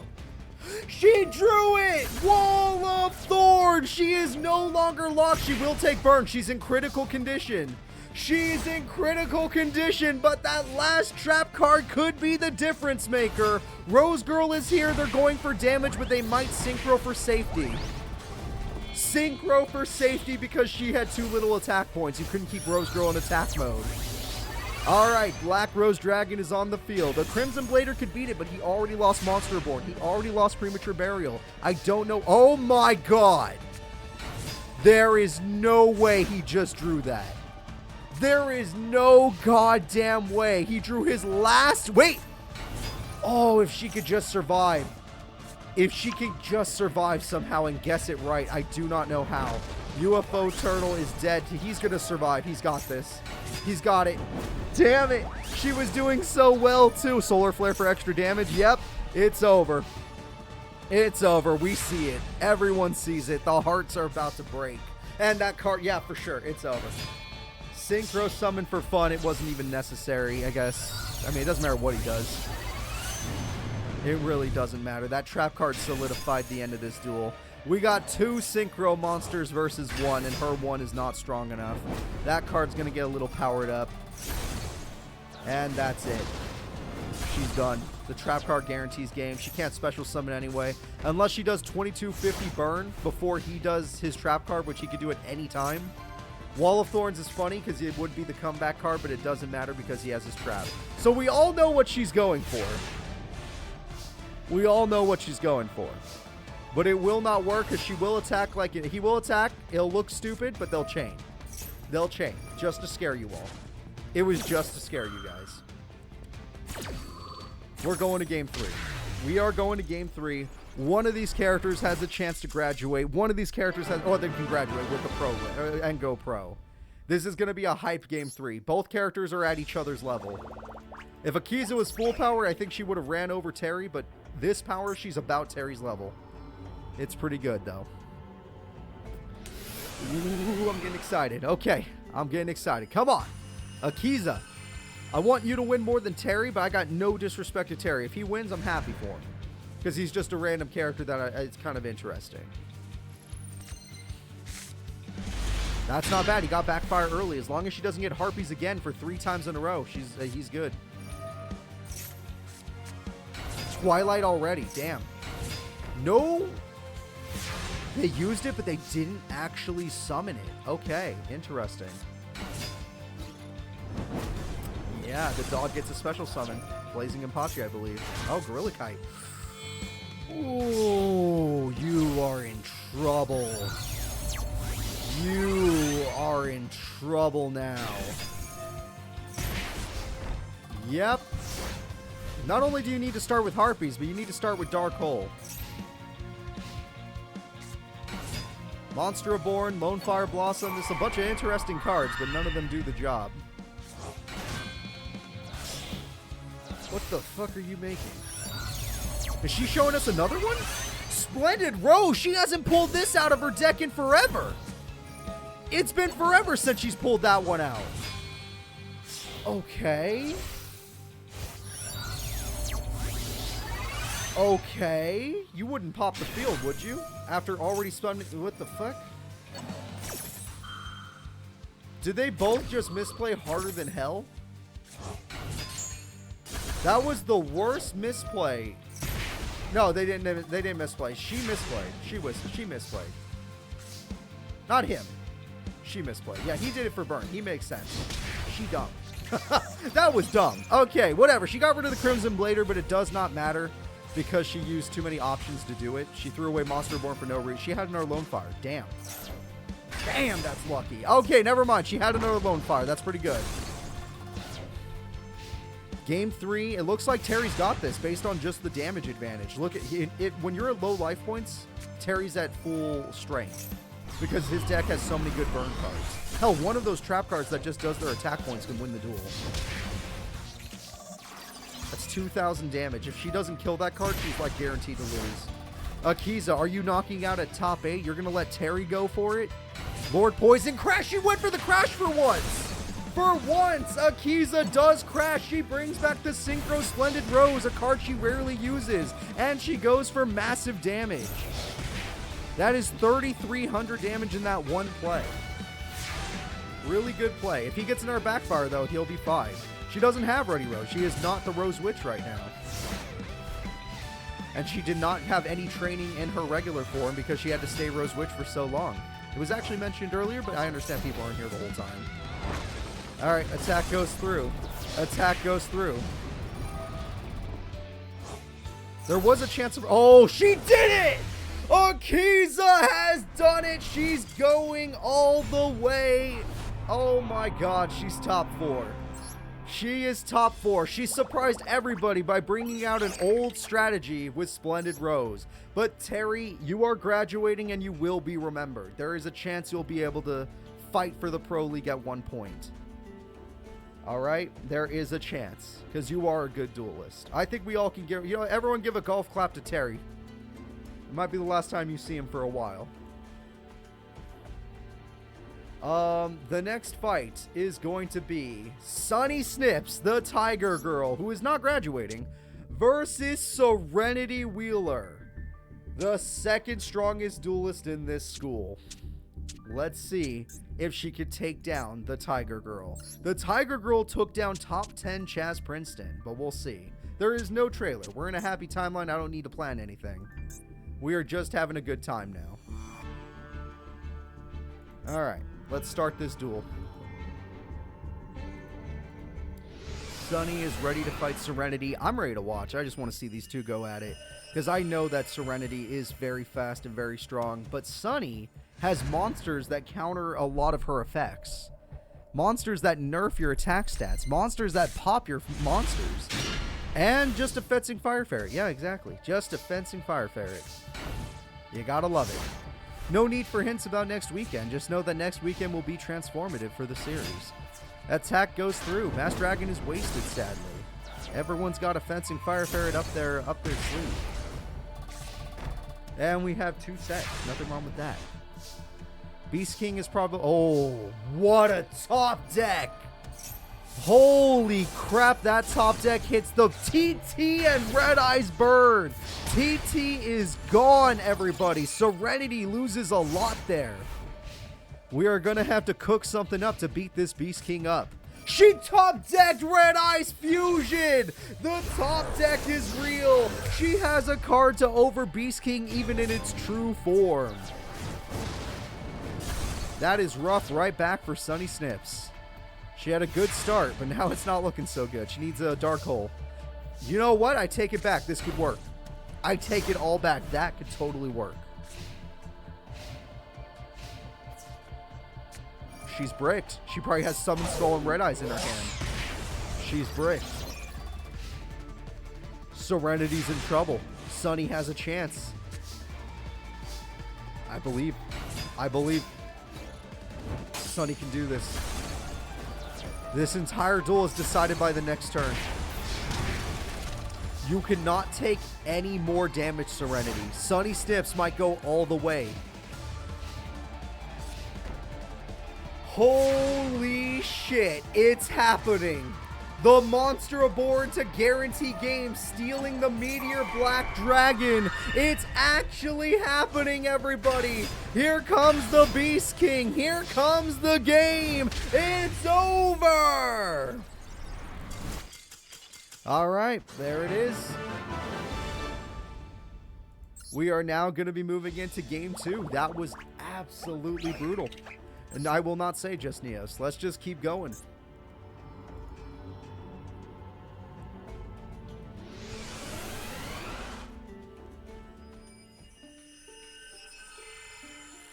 Serenity, the second strongest duelist at this school, a character that has defeated Shoma in the past, in fact last week in a match, is in trouble of getting knocked out in top 8 of all things.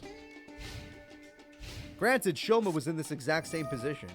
Alright, so she started with Red Eyes. That's busted. That is absolutely busted.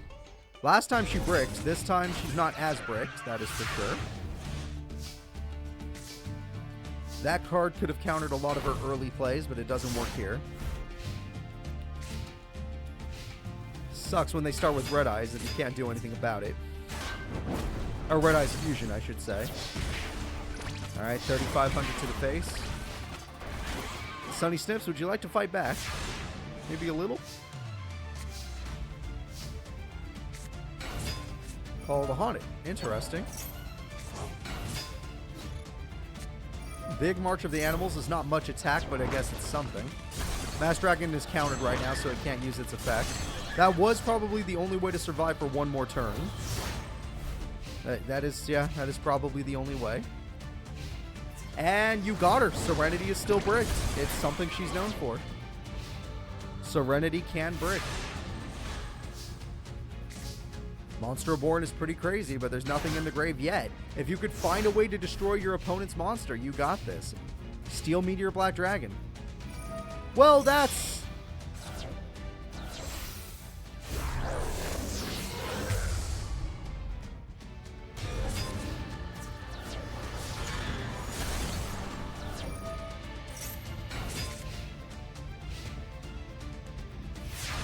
What the fuck?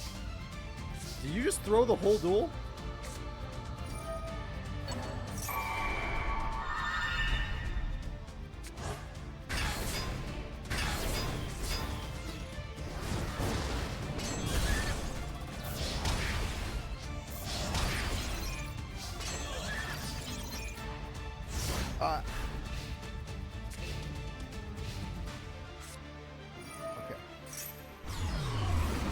Okay.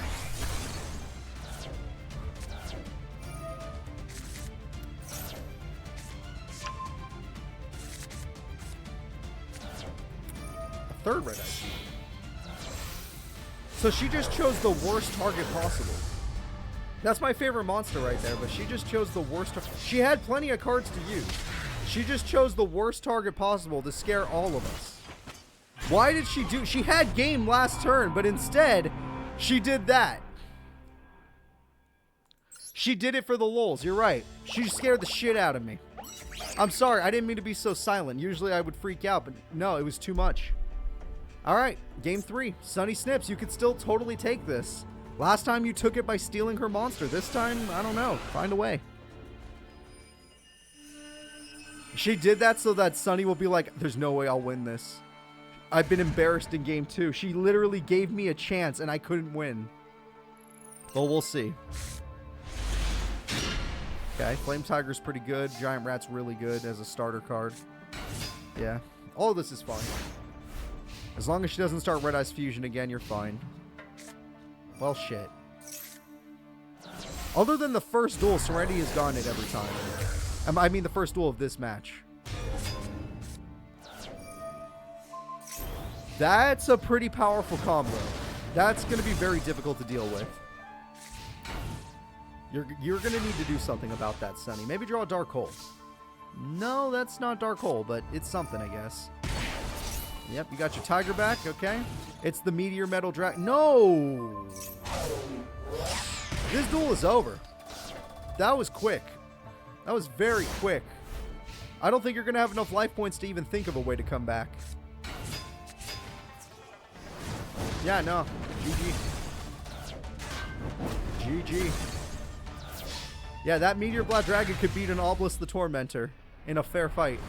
Alright, well guys, that is it. Meteor Black Metal Dragon ends the duel, and Serenity made it look like she wasn't going to win, but she actually takes game 3.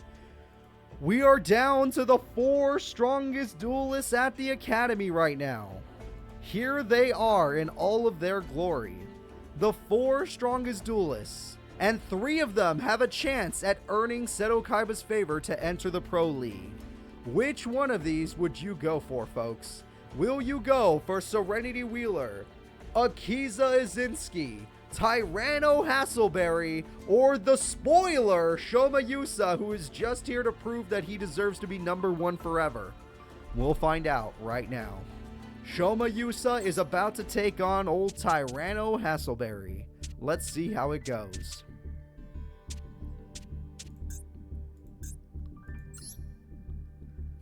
This would be the biggest upset if somehow pretty crappy duelist Tyrano not only makes it to grand finals, but does it by knocking out the #1 duelist Shoma Yusa.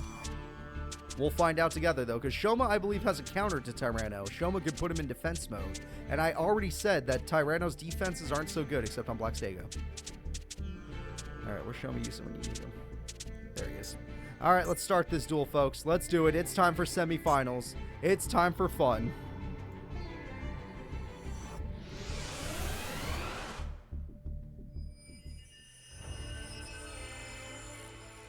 Shoma Yusa is ready. Tyrano Hassleberry is ready. Let's freaking go. That is a horrible hand. That is a horrible hand if your name is Tyrano Hassleberry. Yeah, Tyrano, you can't really waste time against this opponent. He'll just kill you. He'll just kill you if you think wasting time's a good idea.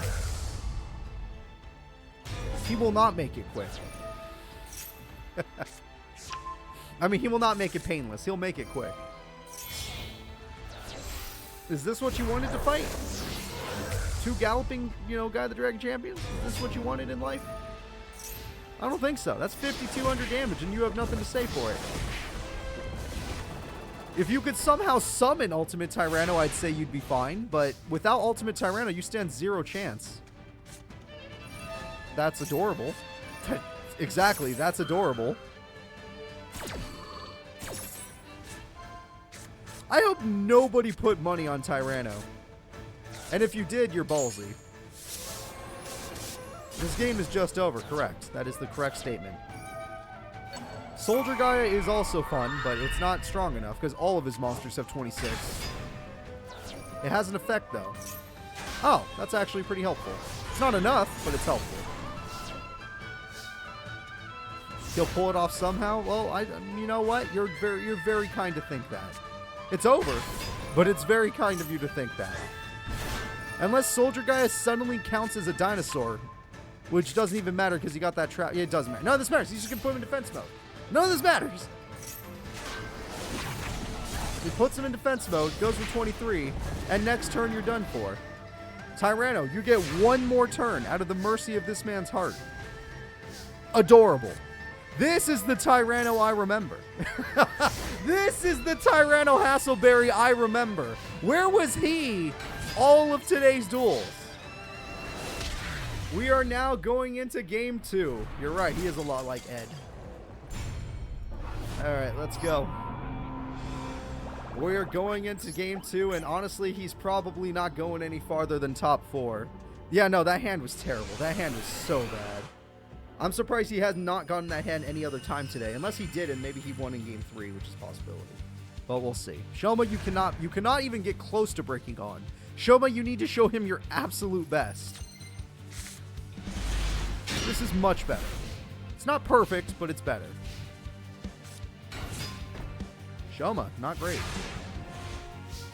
Especially if he goes for another Gillosaurus. Ooh. The triple Gillosaurus play? Ah, I was hoping. I was hopeful. That's not a bad choice. That one was right. That was a good choice. Destroyosaurus getting Jurassic World. You can go either Sabersaurus or Black Velocity. Good idea. Get out that. He'll special summon, but it won't matter. Attack goes through. I don't know if he would have TT'd the special summon, so that's why I assumed it was a good idea. But now you still have to deal with Shoma Yusa playing for real. That was the best start you had so far, Tyrano. Let's see how it goes. Just a Curse of Dragon card, but it does get the field spell. That's where things get bad. The field spell makes things difficult. Curse of Dragon, now he can get a Gaia card. That's a pretty good one. That is a pretty good one. If he gets a fusion monster, it's very good. But for now, he still has a Black Velocity in his back pocket, and he knows he can use it, but he's going to need more than that. You could go for that. That technically would work, yeah, because there's nothing crazy in the graveyard yet. So now you've gained monster advantage, but guess what that means? That means you're probably about to look a Magical Knight in the face. He's going to special summon himself. He's going to fuse somehow, and you're going to lose. That is just how it happens. Come on, you know you want your magical one. There it is. Okay, it's over. All right, Shoma's going in. He brings it out, and 2300 attack easily makes a problem happen. And he's even got Spiral Spear Strike if he wants it. Doesn't need it if it's it. Oh, it's over. It's super over. Twin Head fuses with Magical Knight into the crazy Galloping Champion, which helps him draw cards with Spiral Spear Strike. All right, time to start drawing some cards. This counters Tyrano completely. 2,000 damage, draw 2 cards, throw a useless one away. You did not need your field spell, that is correct. Go for the fusion, go ahead and destroy another monster. And beautiful damage, amazing plays. Shoma Yusa has Tyrano on the ropes. Tyrano needs to draw a level 4 monster. You know what? That technically works, but you need to Dark Hole before summoning a monster like an idiot. He summoned a monster like an idiot. I'm afraid he hates all of us, folks. Tyrano... Ah! What the fuck? Tyrano hates everybody. He knocks out Syrus Truesdale just to do that in front of all of your faces. I hate it so much, but he did it. Get him into the bronze place match immediately. We don't need this. We don't need this shit. Enjoy your third field spell that you don't need. Enjoy fusing, which you actually might enjoy. Oh, is this Gaia the Dragon Champion?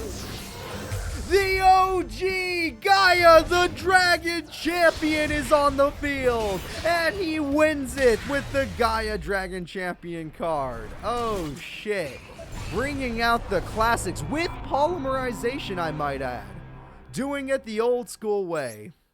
Shoma is still a crowd pleaser. He is still #1 at this school. You will never get past him.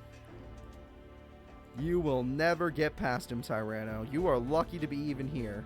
You will not be going to the pros. You'll have to earn your way there. The next fight. This fight decides a lot. Who deserves a chance to go pro? Will it be Akiza Izinski, a person who works so hard to help us and also got, manipulated again, but, that happens to a lot of people. Don't judge her too harshly. And then we have Serenity Wheeler, who's just damn good, and even helped us during the Baryon March, only losing to Girog. Barely, too.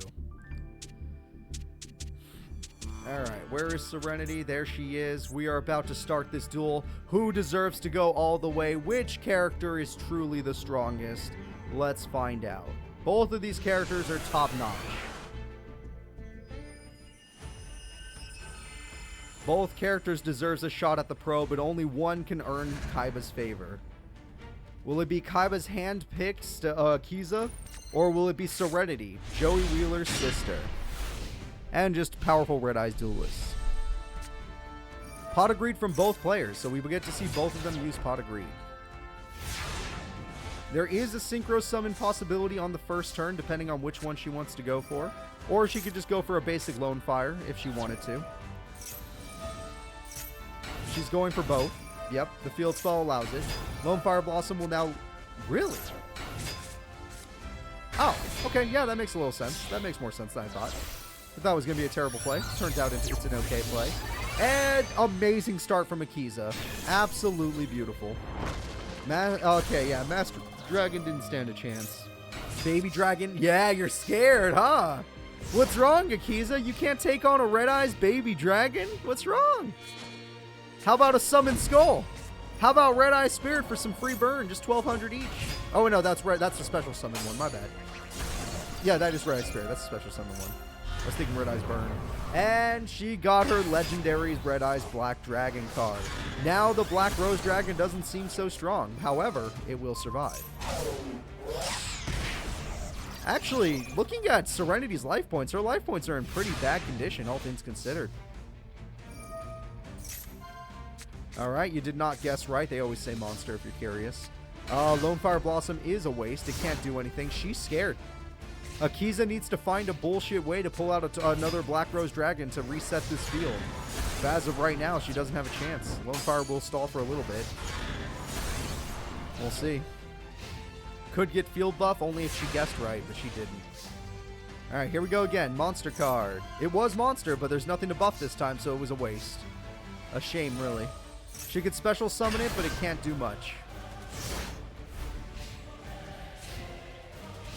Akiza doesn't run burn. She has a monster that kind of... It's not burn, but it does something. That we saw it last time. Splendid Rose. Alright. Attack goes through. Attack goes through. And Serenity is turning this entire duel around life points wise. And now Akiza is on her last turn. Akiza, what will you do? Adorable. It won't work, but at least you tried. Alright, here comes the attack. Mudo cannot apply. This is not freaking like the other Duel Academy. If you've already graduated or if you're already, done, up Inferno Fire Blast for fun, you can't go back to school. This isn't a university. Alright, guys. Here we go. Let's get into game 2. Serenity takes game 1. She's close. She's close. She's proving why she's number 2. Even taking down Seto Kaiba's hand-picked student, Akiza, saying that she would be the one to do it. Joey's on the other side saying, "Ha, Kaiba, you suck. My sister's better than your..." What the hell is she to you? Person you saved from bad people, I guess? I don't know. Student you offered therapy to. Not himself, but he has the therapist on campus. She started Red Eyes Fusion this time. This time Akiza has to fight the strong card. Let's see how Akiza does against this beast. However, Lord Poison can at least stall for time. Yeah. You could special summon a monster and then you could stall for time with Lord Poison. Or you could wait. Yeah, it doesn't matter when you do it. Because you have to get past Meteor Black Dragon first. It's going to be a problem. Red Eyes Baby Dragon's also going to be a problem. Shit. It just kept the equip spell to attack twice. Busted. She almost never does that. Attack. Attack.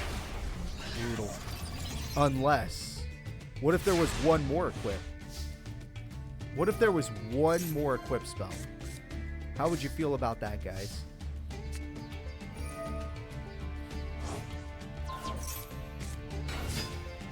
Let's do it. Big damage. This is huge. This is a thing that can make Magic Cylinder win the duel. Akiza has put herself in it where she could actually win this duel. A slight chance of winning. Retro Dragon is weird to use when you could have just gotten the other effect off. That was...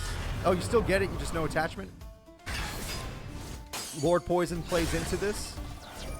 Lord Poison uses it to get Gigantic Cephalotus. Cephalotus is going to force... What the fuck? Oh, weird. That's weird. What the hell? I didn't even think about that. Oh, Summon Skull. Wow, we're ending it with the classics, folks. Okay, Serenity is still the second best duelist at this school with the chance to prove that she deserves to go pro. All right. Normal monsters win the duel. It was a really cool duel, but before we get into the crazy final match, we're gonna have a nice bronze place breather match, and it does matter for these kids because it will help me place them in the future. So, Akiza, you can stay on our screen for now. Don't worry about it. Akiza will now be taking on Tyrano Hassleberry, and the winner will be receiving bronze at their final tournament during school life.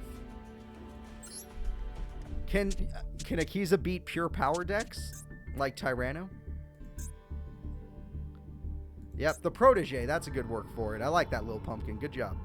Good job. See, we're a team here. I may be the person that does the stuff, but you guys are the brains of the operation. All right. The protege of Seto Kaiba, Akiza, is fighting for the bronze medal, but we'll see. If Shoma wins, he keeps his first place. If he had lost today, he would not be first place going into the new school year.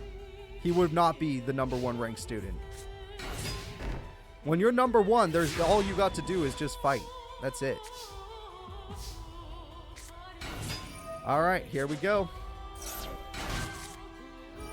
Mark of Rose. There we go. Good stealing tactics. Lone Fire Blossom. You're just going for heavy damage, aren't you? This is going to be some pretty heavy damage unless Magic Cylinder's on the field. Magic Cylinder's on the field, of course. I should have known. And that's pretty good. Mark of Rose is going to give back Hyper Hammerhead, which could make it so that card goes away. Monster Born comes through for Lone Fire Blossom. Terrible. That is a terrible choice.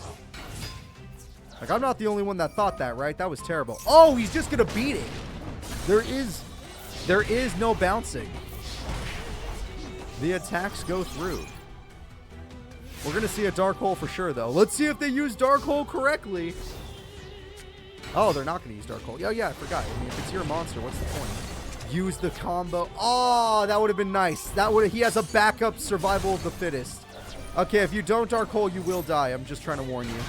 I'm trying to be your friend here, Akiza. If you don't Dark Hole, you die. You're going to lose. Tyrano, if you take... Wow, she gets 4th. That's insane. Tyrano's about to take it. He's about to get a perfect victory. Tyrano gets some extra DP before leaving school. He can go spend it at Grandpa's shop for all I care. We're going into game number 2, folks. Akiza had a rough one there.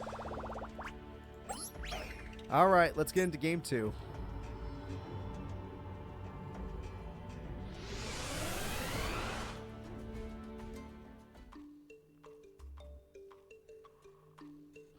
Both ways. It looked like it could have gone both ways, but I look at that duel and I think to myself, you know what, Akiza? You're not perfect with your deck. You're still good, but you're not perfect. Also, this hand sucks for you. This is a terrible hand. That was an awful hand. You need to top deck a level 4 plant monster. Fossil Dig, okay. Sabersaurus, not bad. Fossil Dig again. All right. You love your Sabersaurus. Does that mean you already had Destroy? You already had Jurassic World. Okay. Sabersaurus is here, and it's going to do 2200 back the other way. That hurts. That does hurt. And now it's all up to a top deck. She needs to top deck a monster card, level 4 or lower. Damn. Lucky top deck. All right, with that top deck, she can do a special summon play, and now she can just go in. Now, granted, she did not go for her synchro, which would have had 3400 attack this turn, so that's a shame, but it's okay, because she has 3400 attack within 2 monsters. But if she loses her tuner, it was all for nothing. I guess it didn't matter. It did not matter. You gotta hope you get her a Twilight, and that's gonna hurt like hell. All right, your best bet now is to just hope that you get your card. You need Lone Fire Blossom. Premature doesn't work. Well, actually, no, that totally works. You're not going to get the buff because you didn't guess right, but you could totally go Black Rose.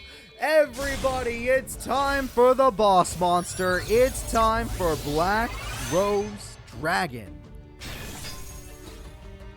And it's going to reverse the damage, and now you're in a very bad spot. All right, it was nice at first, but now if he gets one Solidarity or one sort of equip or one Tribute monster, he's going to end this duel. Black Velocity gains attack points exactly enough. He needs it. He got 2,500. Akiza is about to get 2-0'd by the Dino Duelist. For a guy that never did good, he's going to end his school career at top 3. This man's gonna get bronze. Akiza still did good today for a person that isn't full power because she still has to learn to control herself. Here we go. The damage is good. Respect the Dino Man. Maybe he does have hope in the future. Maybe there is a chance. But none of you cared about that. That was just replacements. It's time for the real one. Somehow, these two duelists have proven that they are undisputed top 2 duelists in this school. There are no students better than these two. For most of the time, they've always been top 2, no matter what. So here they are again, Shoma and Serenity. If Shoma wins, he remains the #1 student. If Serenity wins, she's going pro. We'll see what happens. Shoma or Serenity? Which character would you guys rather go for? You gotta place your bets now. Me personally, I'm looking for the characters, and we're gonna watch, and we're gonna enjoy, and we're gonna hope, and we're gonna pray that both characters give us a good duel.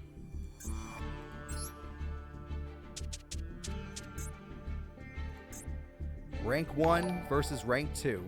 The final match of the day. Thank you so much for being a sub, bud, by the way. Let's do it. Let me get their faces ahead of time. I want them to be already ready to go. I don't want any mistakes. It's Shoma, it's Serenity, and it has begun. Game 3, final match, grand finals. It is the graduation ceremony. #1 student at the school versus #2 student at the school. The #1 student is like 11 years old. He is part of the middle school class. The #2 student is graduating. This is it. This hand is not terrible. He could special summon into a normal summon into Dragon's Mirror. She started Red Eyes Fusion though, but her deck is weak to his because his deck puts her in defense mode, and as we all know, most of these monsters have bad defense. Hell, even Black Skull Dragon only has 25, which is not bad, it just isn't enough. Monster Reborn, here we go. Harpy's Feather Duster comes through. Harpy's Feather Duster hits the best trap she's got. He got literally lucky as hell. That was the best trap she's got, everybody. And it is gone. And here comes the fusion. It's the boss monster. Both of them have their strongest cards on the field. And it has 200 attack. And she does not have her trap anymore. Meteor Dragon gets stolen even though Red Eyes is in the grave, which is kind of strange. I don't know why you did that. Oh, because you didn't care about it either way. Sure. No, if he doesn't win, then they reset the rankings for the next year. If he does win, then he's guaranteed rank 1 for next year. Red Eyes in sight. Let's see what she gets. She can Red Eyes fuse. That Dark Hole makes a huge difference. Getting rid of the Magical Knight is huge, but everybody's got top deck games at this point. She's sending out her second strongest card, the Black Skull Dragon. and Black Straw Dragon goes in. It is a game of top decks at this point. Who is the better top decker? Who deserves to be the best student before it all ends? And it's this guy. That top deck was God tier. You can't top deck better than that. He's going to gallop all over you. Yep, Sky galloping Kaya the Dragon Champion with the Spiral Spear Strike to unbrick him because now, or, you know, actually give him a hand. Because now he can start drawing 2 cards. Even her powerful Black Skull Dragon doesn't have enough defense. And he doesn't need Poly. He can actually do it now. He doesn't do it now. He could have done it if he wanted to. All right, what does her top deck game look like? She already lost Dark Hole. A trap card. Not so good. He has game. Oh, no, he does not. I thought he was going to draw another card. Nope. He can go for 5,200 damage if he wanted to. He does not. He wants the safe play, and that's fine. Okay. No matter what, they won't be going for piercing, so it does not matter. Origin Knight is here. That could be summoned. The attack goes through. Red Eyes Baby Dragon. Okay, it was better that it wasn't in defense mode. And we got Red Eyes Burn, which is really risky to use. That is risky as hell. I know it's only 1,200, but it still hurts. She got her... She went for that one. Interesting. Okay, I've never seen the AI go for that play before. It might have been the wrong play, but I don't know. You're still in the duel technically, so I can't say anything yet. The entire duel is decided, will she get her Dragon's Mirror? No, she will not. That is the end of the duel. I'm afraid she is bricked, folks. There's nothing to Poly here. Wow, that's like the only thing. That is like the only thing that could have kept her here. With 300 life points left, there's no more Red Eyes in her deck if she did that. He's going for the fusion next turn. He's going for the fusion right now. He's got no patience. This man has no patience. Alright, well, you still have to deal with the guy, the Dragon Champion. Your Red Eyes Baby is adorable, but it can't do it. You have to top deck something that can. Don't know if that's going to help when you have no Red Eyes in your freaking deck. It can search that one. Okay, wait. If he gets the field spell right now, it's not... Well, there's 2 now. No, she can't. He didn't summon. Red Eyes with Chain. She hungers for Gaia.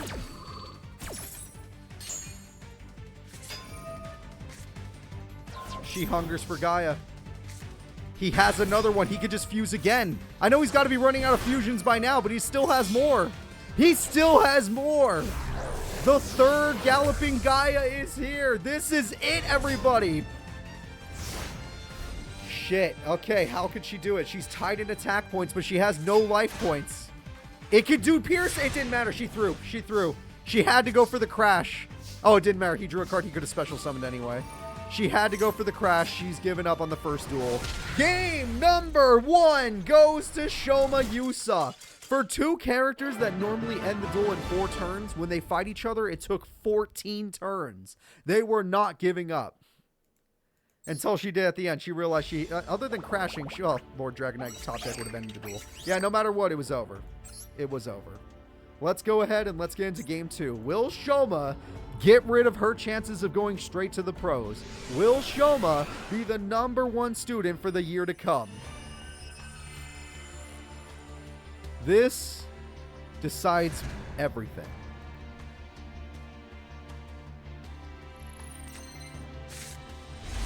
Reasoning's a hell of a start. That is a hell of a start for his deck. Red Eyes Fusion's a hell of a start for her deck, but we already know that she gets countered. 100% by Gaia, the Galloping Gaia. So Galloping Gaia will stop this. There's no fusion cards right now, but Reasoning changes everything. Level 4 was selected, which is typically a good choice. And there's the card that fuses. I don't know how he did it.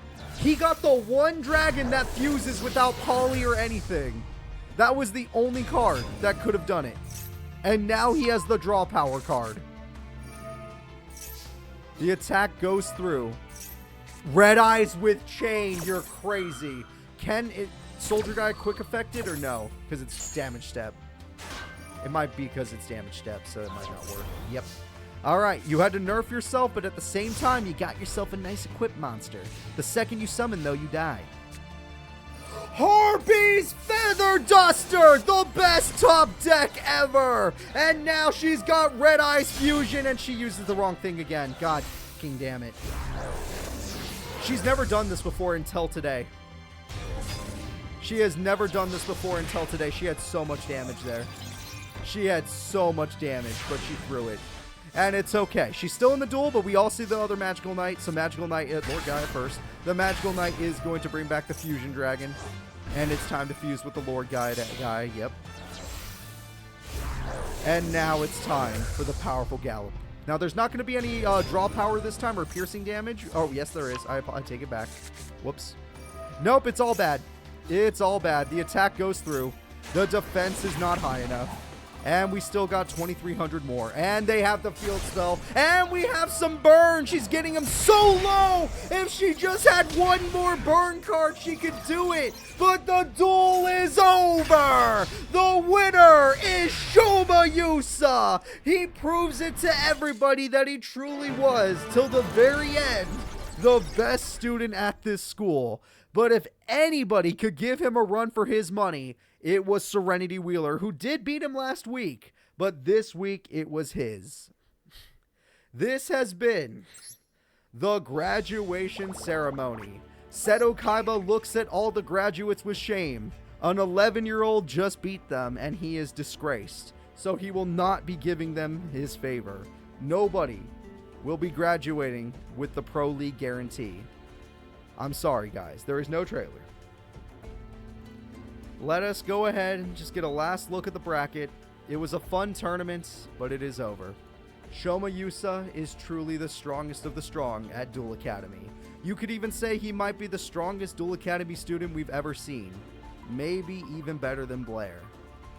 One day he might get to prove that when he grows up. But here we go. Shoma, great job. Serenity, always amazing. Tyrano, biggest surprise of the day. Akiza, great job. And honorable mentions, Mokuba Kaiba, amazing. Terry Quads, great job. Syrus Truesdale, great job. And new character, Sunny Snips, great job. That is going to be it, everyone. I want to thank you all for watching. I'll be seeing you all next week for another fun, positive tournament. And, yeah, thanks for watching my stuff. Subscribe to me on YouTube. We're about to hit 100K. You could be one of the last 400-something people to do it. And, I don't know what else. Just, hey, I got a new Digimon Crystal series. You can go watch that. It's a lot of fun. It's co-op. Bye-bye.